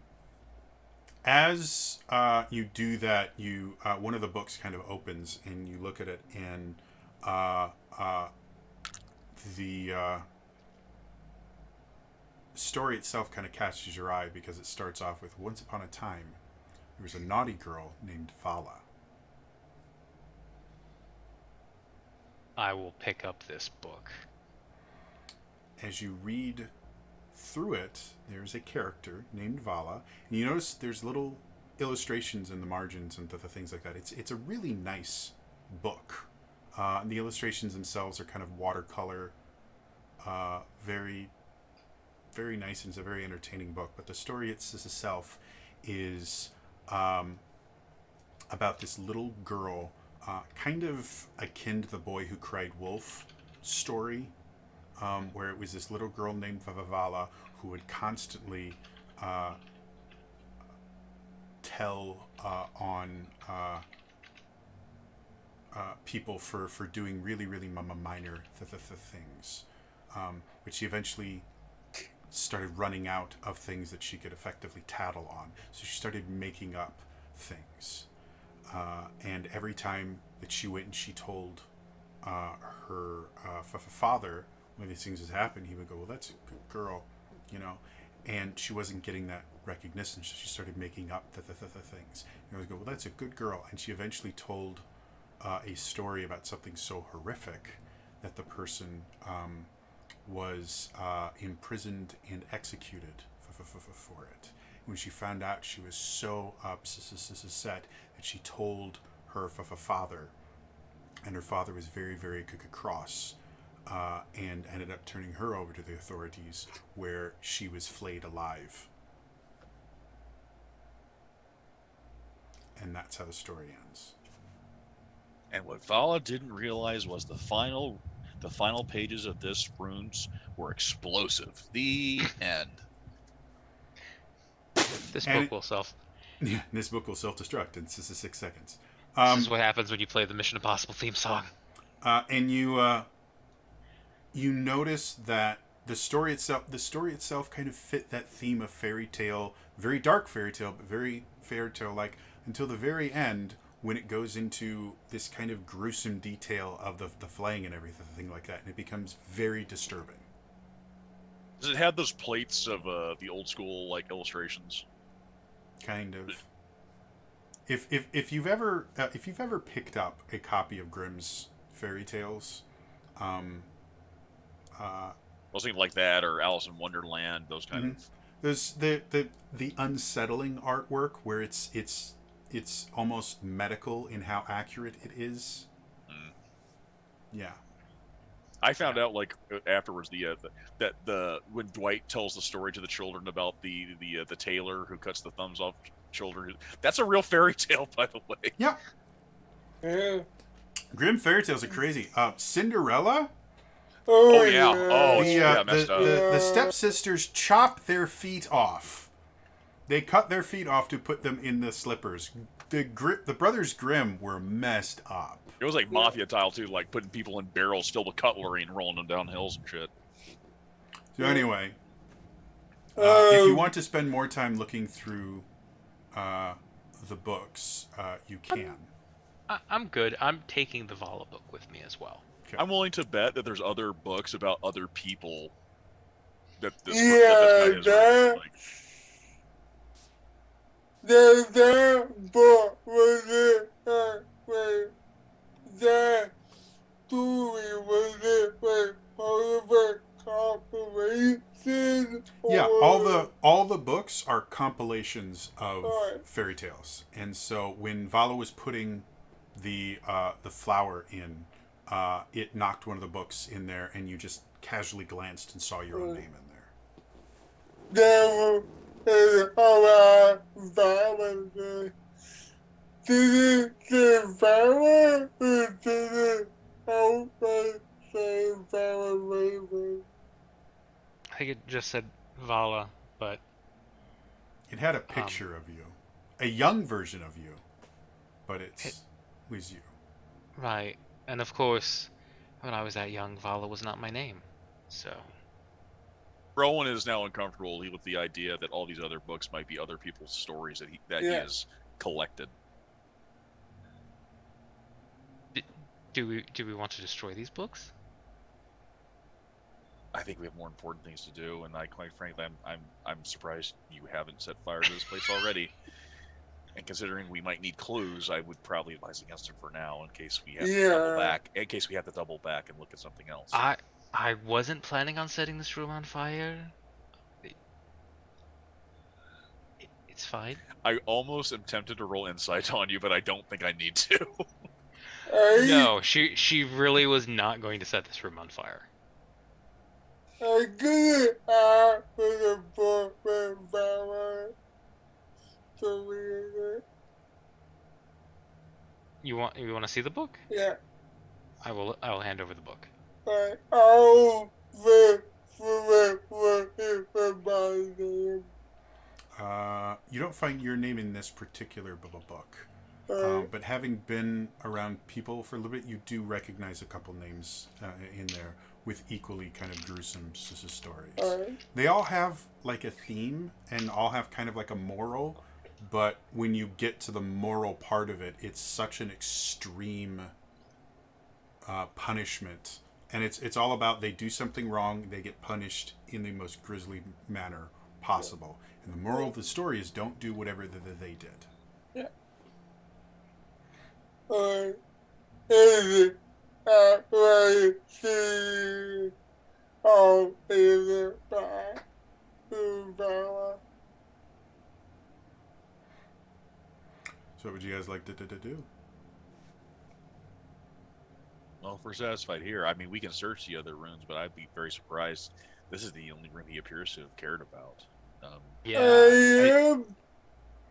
I was hoping we'd find some kind of clue where he might have run to, but it seems to be more about along the lines of what he's collected. Maybe Well, about the forest. I am kind of curious about the service for the. Yeah, I think we should just take a quick peek through there. Yeah, Vala, you said you remember him going in there. I mean, that's where his office is in the servants' quarters. So. Yeah, I remember him being in this general wing of the house. I don't know that he specifically went into any of the servants' quarters, but now I'm wondering if there are any. Yeah, I Or would if they're be just empty rooms. curious. Those are Rowan's betting. So as you guys kind of go through here, you do notice like there is actual usable furniture in this wing. It's still very, very plain. Nothing is anywhere near as nice as his office. But you see actual beds that look like they've actually been slept in this year. Most There's of not the like room, pat dust comes up. yeah, no, they it looks like people have actually lived in here in about a quarter of the rooms. The rest of them are either empty or the really old stuff that you guys have seen everywhere else. But about a quarter of the rooms actually look like people lived in them. And each room that was actually inhabited was there were either 2 beds or 4 beds, but they were all multiple occupancy rooms. Okay. So this place was operating on a skeleton crew. No, they wouldn't need very much. You don't have to feed, you know, the head of the household or any of his family. You can skimp on staff. Right. So yeah, I think we-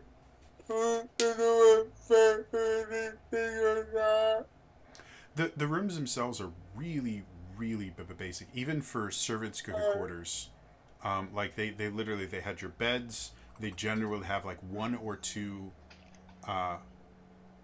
kind of end tables almost that would have a drawer, enough drawers for that each bed would have a single digit drawer. If you open them up, you might see like a hairbrush, but it's like it is extremely like even compared to where when you lived in the church and it was very, very sparse. Yeah. This is similar Alright. as far as how much kind of personal effects they would have had. It's almost monastery like. part of me wants to believe that my servants lived better than this, but at the same time they were my servants, and so I don't know that I would have wanted to treat them better than this. Certainly not the head of my household. I hated that guy. Fun fact: he was assigned to you by the major domo. Of course he was. I've noticed something. All the butlers are evil here. Yeah. Yeah. Guys, you can't say stuff like that. I'm gonna get like the butlers union, sending. If we ever encounter a Tim Curry butler, I'm going to be very sad. Give us an Alfred Butler. Prove us wrong. Actually, I will think back to my butler. Does anything stand out in my memory of him, like being somewhat fiendish? Fiendish, no. Right up to But the image that you have in your head of him is not the same one that you originally remembered him of. He's much more like when you think about him, he looks like this shy of being dead. Like gray skin, jowls that are just kind of hanging off of him, wispy white hair, and the person that you remembered was much younger. Well, Yeah. yeah, I think we've learned all we can from here. I think we should probably head out to the forest then. Yeah. And before we leave, do we want to destroy the kids in the other room? How do we think we can destroy them? I mean, did it? I crushed one. Yeah. That was just one, and it made quite a sound. Right, this is a pile of them. Yes, I'm kind of. I mean, it's I mean, I didn't we can don't want to leaving them. I'm kind of worried about someone finding them. Yeah, me too. we can go back there, open the drawer, and just start casting cantrips in there. See what happens. Okay. So you guys head back, and you notice anytime you cast a cantrip in there, it ends before actually entering the drawer itself. Well, I can just take the drawer and put it in my bag of holding. Yeah, I mean, Wait, this is nope. I've heard about this. This is a bad thing. I haven't designed the Astral Sea yet for this campaign setting, so that would be an interesting one. I mean, it's Oh look, an I'm- Astral Dreadnought. it's one way to destroy to get out of this realm of dread is to just pop a hole in the side of it. Hey, I remember an old school astral dragon. Really cool. His breath weapon was a black hole. Don't give him ideas. It's not an idea. It exists. So, what would you guys like to do? I mean, we could try to stop the bigger holding. I mean, we could dump the pins in there. I I don't mean, really wanna touch that's the where pins. we have our bed. No one else will. And maybe we take them out of the forest and just blow up the bag they're in. Like how big is this pile? Would it fit in a knapsack? There's probably a few thousand of them. Oh, Jesus. Oh boy. That's exponentially. Yeah. I mean, we could just put a note on the drawer that says, "Please do not touch." Oh, yeah, but that's how it works. And anyone that happens to have a pip in them might not even realize they take it. I mean, it's a lot to try to take out of there and destroy, and I can't cast I fireball mean- on it. We can always throw it in a bonfire. Again, Yeah. I'm worried about the end result being exponentially worse. One made a very large booming sound, and did create a little bit, and then created and knocked us back a couple of feet. Is there a fireplace in this room? No.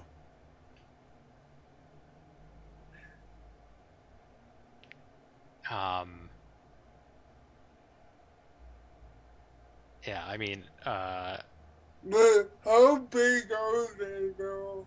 they're like that little that size. There are 1,000 Yeah, of them, they're roughly. they're small. Have you ever seen like a stud earring? Yeah. It's the same Oh, size. It's they're effectively But stud there's earrings. a lot of them, right? Yeah. There's like 6 5-gallon buckets worth or something. I mean, We could If you we guys can dump. wanted to start your own piercing place, you'd be good for a few years for your starting Right. piercings. I mean, we can try just dumping them into the bag of the holding if we really want to take them. I mean, Oh, I see, just there's don't enough of want them that they would effectively fill your bag of holding. A thousand of Because anything's a lot. the drawer is technically is a larger extraterrestrial space than your bag of holding. So I mean, we could take the drawer and just put it in a bag, and we just a bag, not the bag, a bag. Yeah, my back hurts so bad. all right, I just don't. don't put my back back.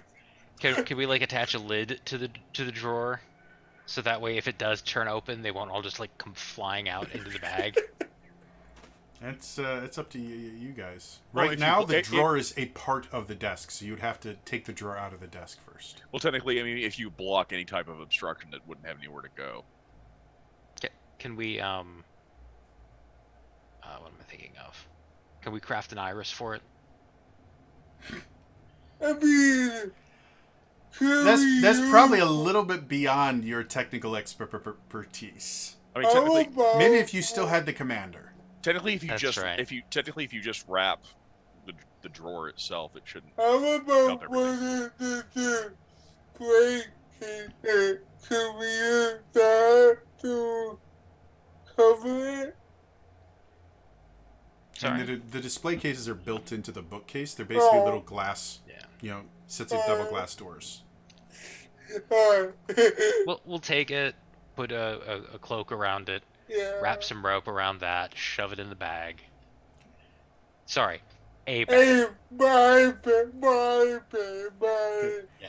So But, as you guys attempt to pull the drawer out, once it actually leaves the desk,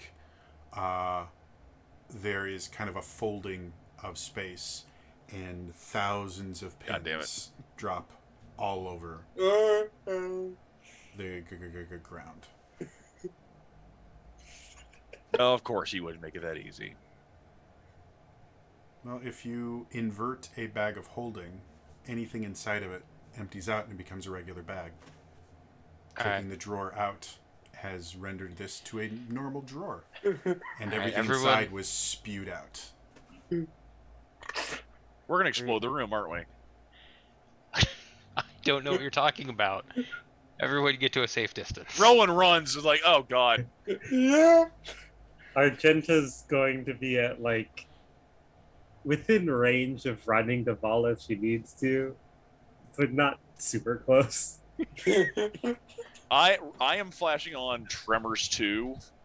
I don't know if anyone's seen that movie or any of the Tremors movies. Tremors 2, where there was the semi truck filled of all the stuff that the Ecuadorian army let Burt Gummer have.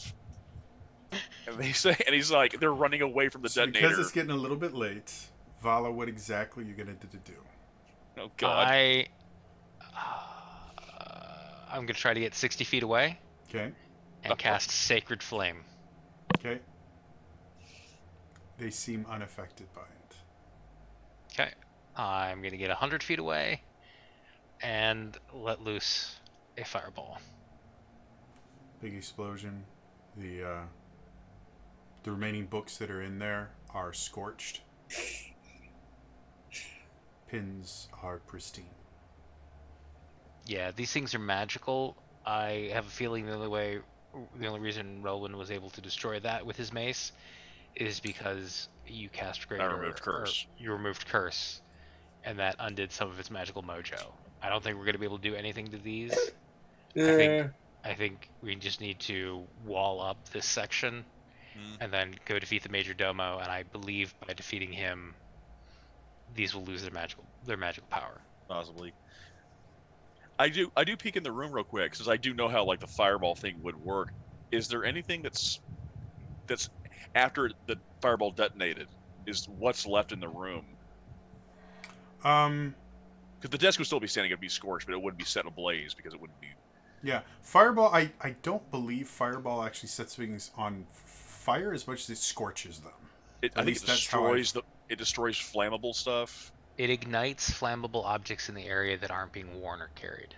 Yeah. So it would have effectively burnt the books. The desk itself technically would be flame retardant because it is a really nice, finished desk. Like it's been finished and stained and everything like that, and that makes it more flame retardant. So the desk itself is scorched. The bookcases are scorched. The books themselves are on fire. But nothing else looks untouched aside from the pips. There's a couple other things that were preserved in resin, and the heat has melted some of the resin.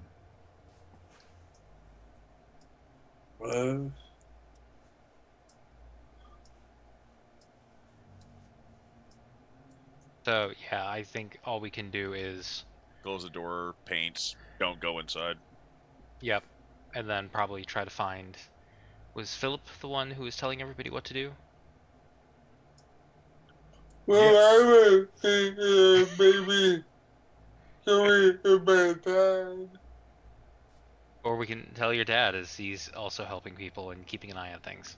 Whoever we ask, please make sure they don't have a pip on them. Yeah. Yeah, we'll go find them. I'll cast locate object again and see. So again, because it's a little bit late, Yep. to kind of simplify the things, you find a few hundred pips throughout the city. Every member of the aristocracy has a pip. A good number of the lower class have pips as well. Most of the kind of working class that would have interacted all had pips. You're able to find them. You do notice that if you want to use all of your spell slots for remove curse, it would take you at least a few days to get through everyone. Rowan's thinking like it's good for people to know right now, and hopefully, if we deal with the Domo, the problem might go away. If not, then we know what to do after the Domo's gone. Right. Yeah. Did you want to specifically get anyone remove a rudder? I'll put it this way: if you do this for anyone else, there's no white light. You remove curse, you take it off. Well, Liliana's father and whoever else is in the resistance, I would imagine, if we tell them, but first we check to make sure if they have a pip or no pip. Lillian's father had a pip. He had a pip. Definitely, I would take care of Liliana's father then. No one in the resistance had a pip. Okay, good. So I'll mark off another remove curse for his father. Yeah. So we'll just make sure they know, they're aware. Yeah. Maybe not confront the aristocracy about it just quite yet, since they're all being very cooperative and nice. Yes, and because they don't know. And they don't know. And I reacted badly when I found out I had one, so... Yeah. I'm thinking as a favor, my father might be able to do it.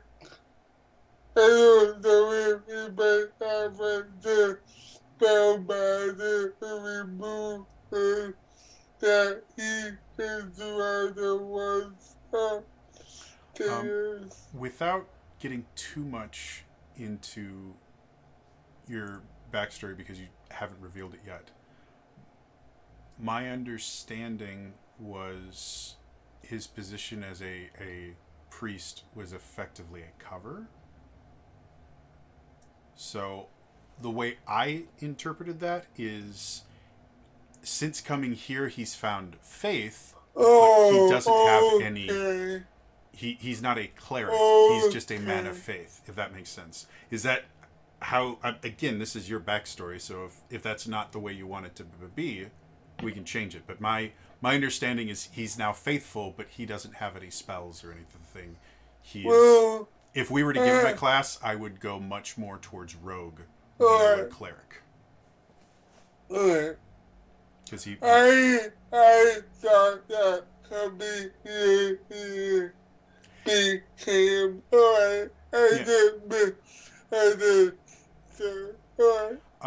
as of right now, he is not aware. Oh wait, no, he did try to cast. No, he did. Well, I was kind of imagining for my backstory when he was a free and he used that position. Okay. No, that's perfectly fine. So yeah, we'll say he does have that, and giving him that information while you guys are gone, he can slowly, effectively make his way through, getting rid of the rest of the pips. And again, also, we're hoping that maybe also if we deal with that's one good way to deal with it. Yeah. Also hoping a more significant result may happen if we can defeat the Domo. Yeah. However, he does not have the ability to deal with the large pile.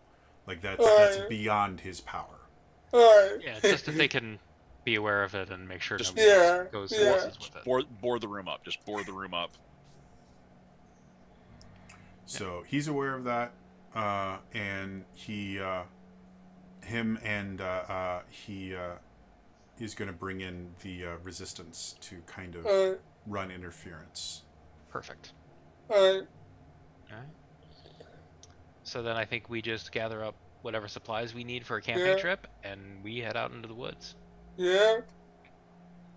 And my father and I have one man goodbye. Even if we do that. Another cheerful keeps goodbye. keeps happening. Eventually, at this point, he's just like, you know what? Maybe we don't need a goodbye this time. Yeah. Like we've done it. I'm getting more. The more I say goodbye, the more it's going to be permanent. So maybe we can just say so long Yeah. this the time up. Yeah. It's just a variation on Goodnight Wesley from Princess Bride. We'll have like a barbecue like next Thursday. So Get together. Anyway, that is where we're going to end it for tonight. As always, if you missed any of this, I do upload all these to my YouTube channels, youtube.com/TraderJody. Check out the entire series there, as well as Traversing the Veil, and even Kingdom of the Kale Isles, my first campaign that went on for about 5 years. It's all there, youtube.com/TraderJody. Otherwise, again, that is all for me today, and I'll see you guys next time. All right? Bye-bye.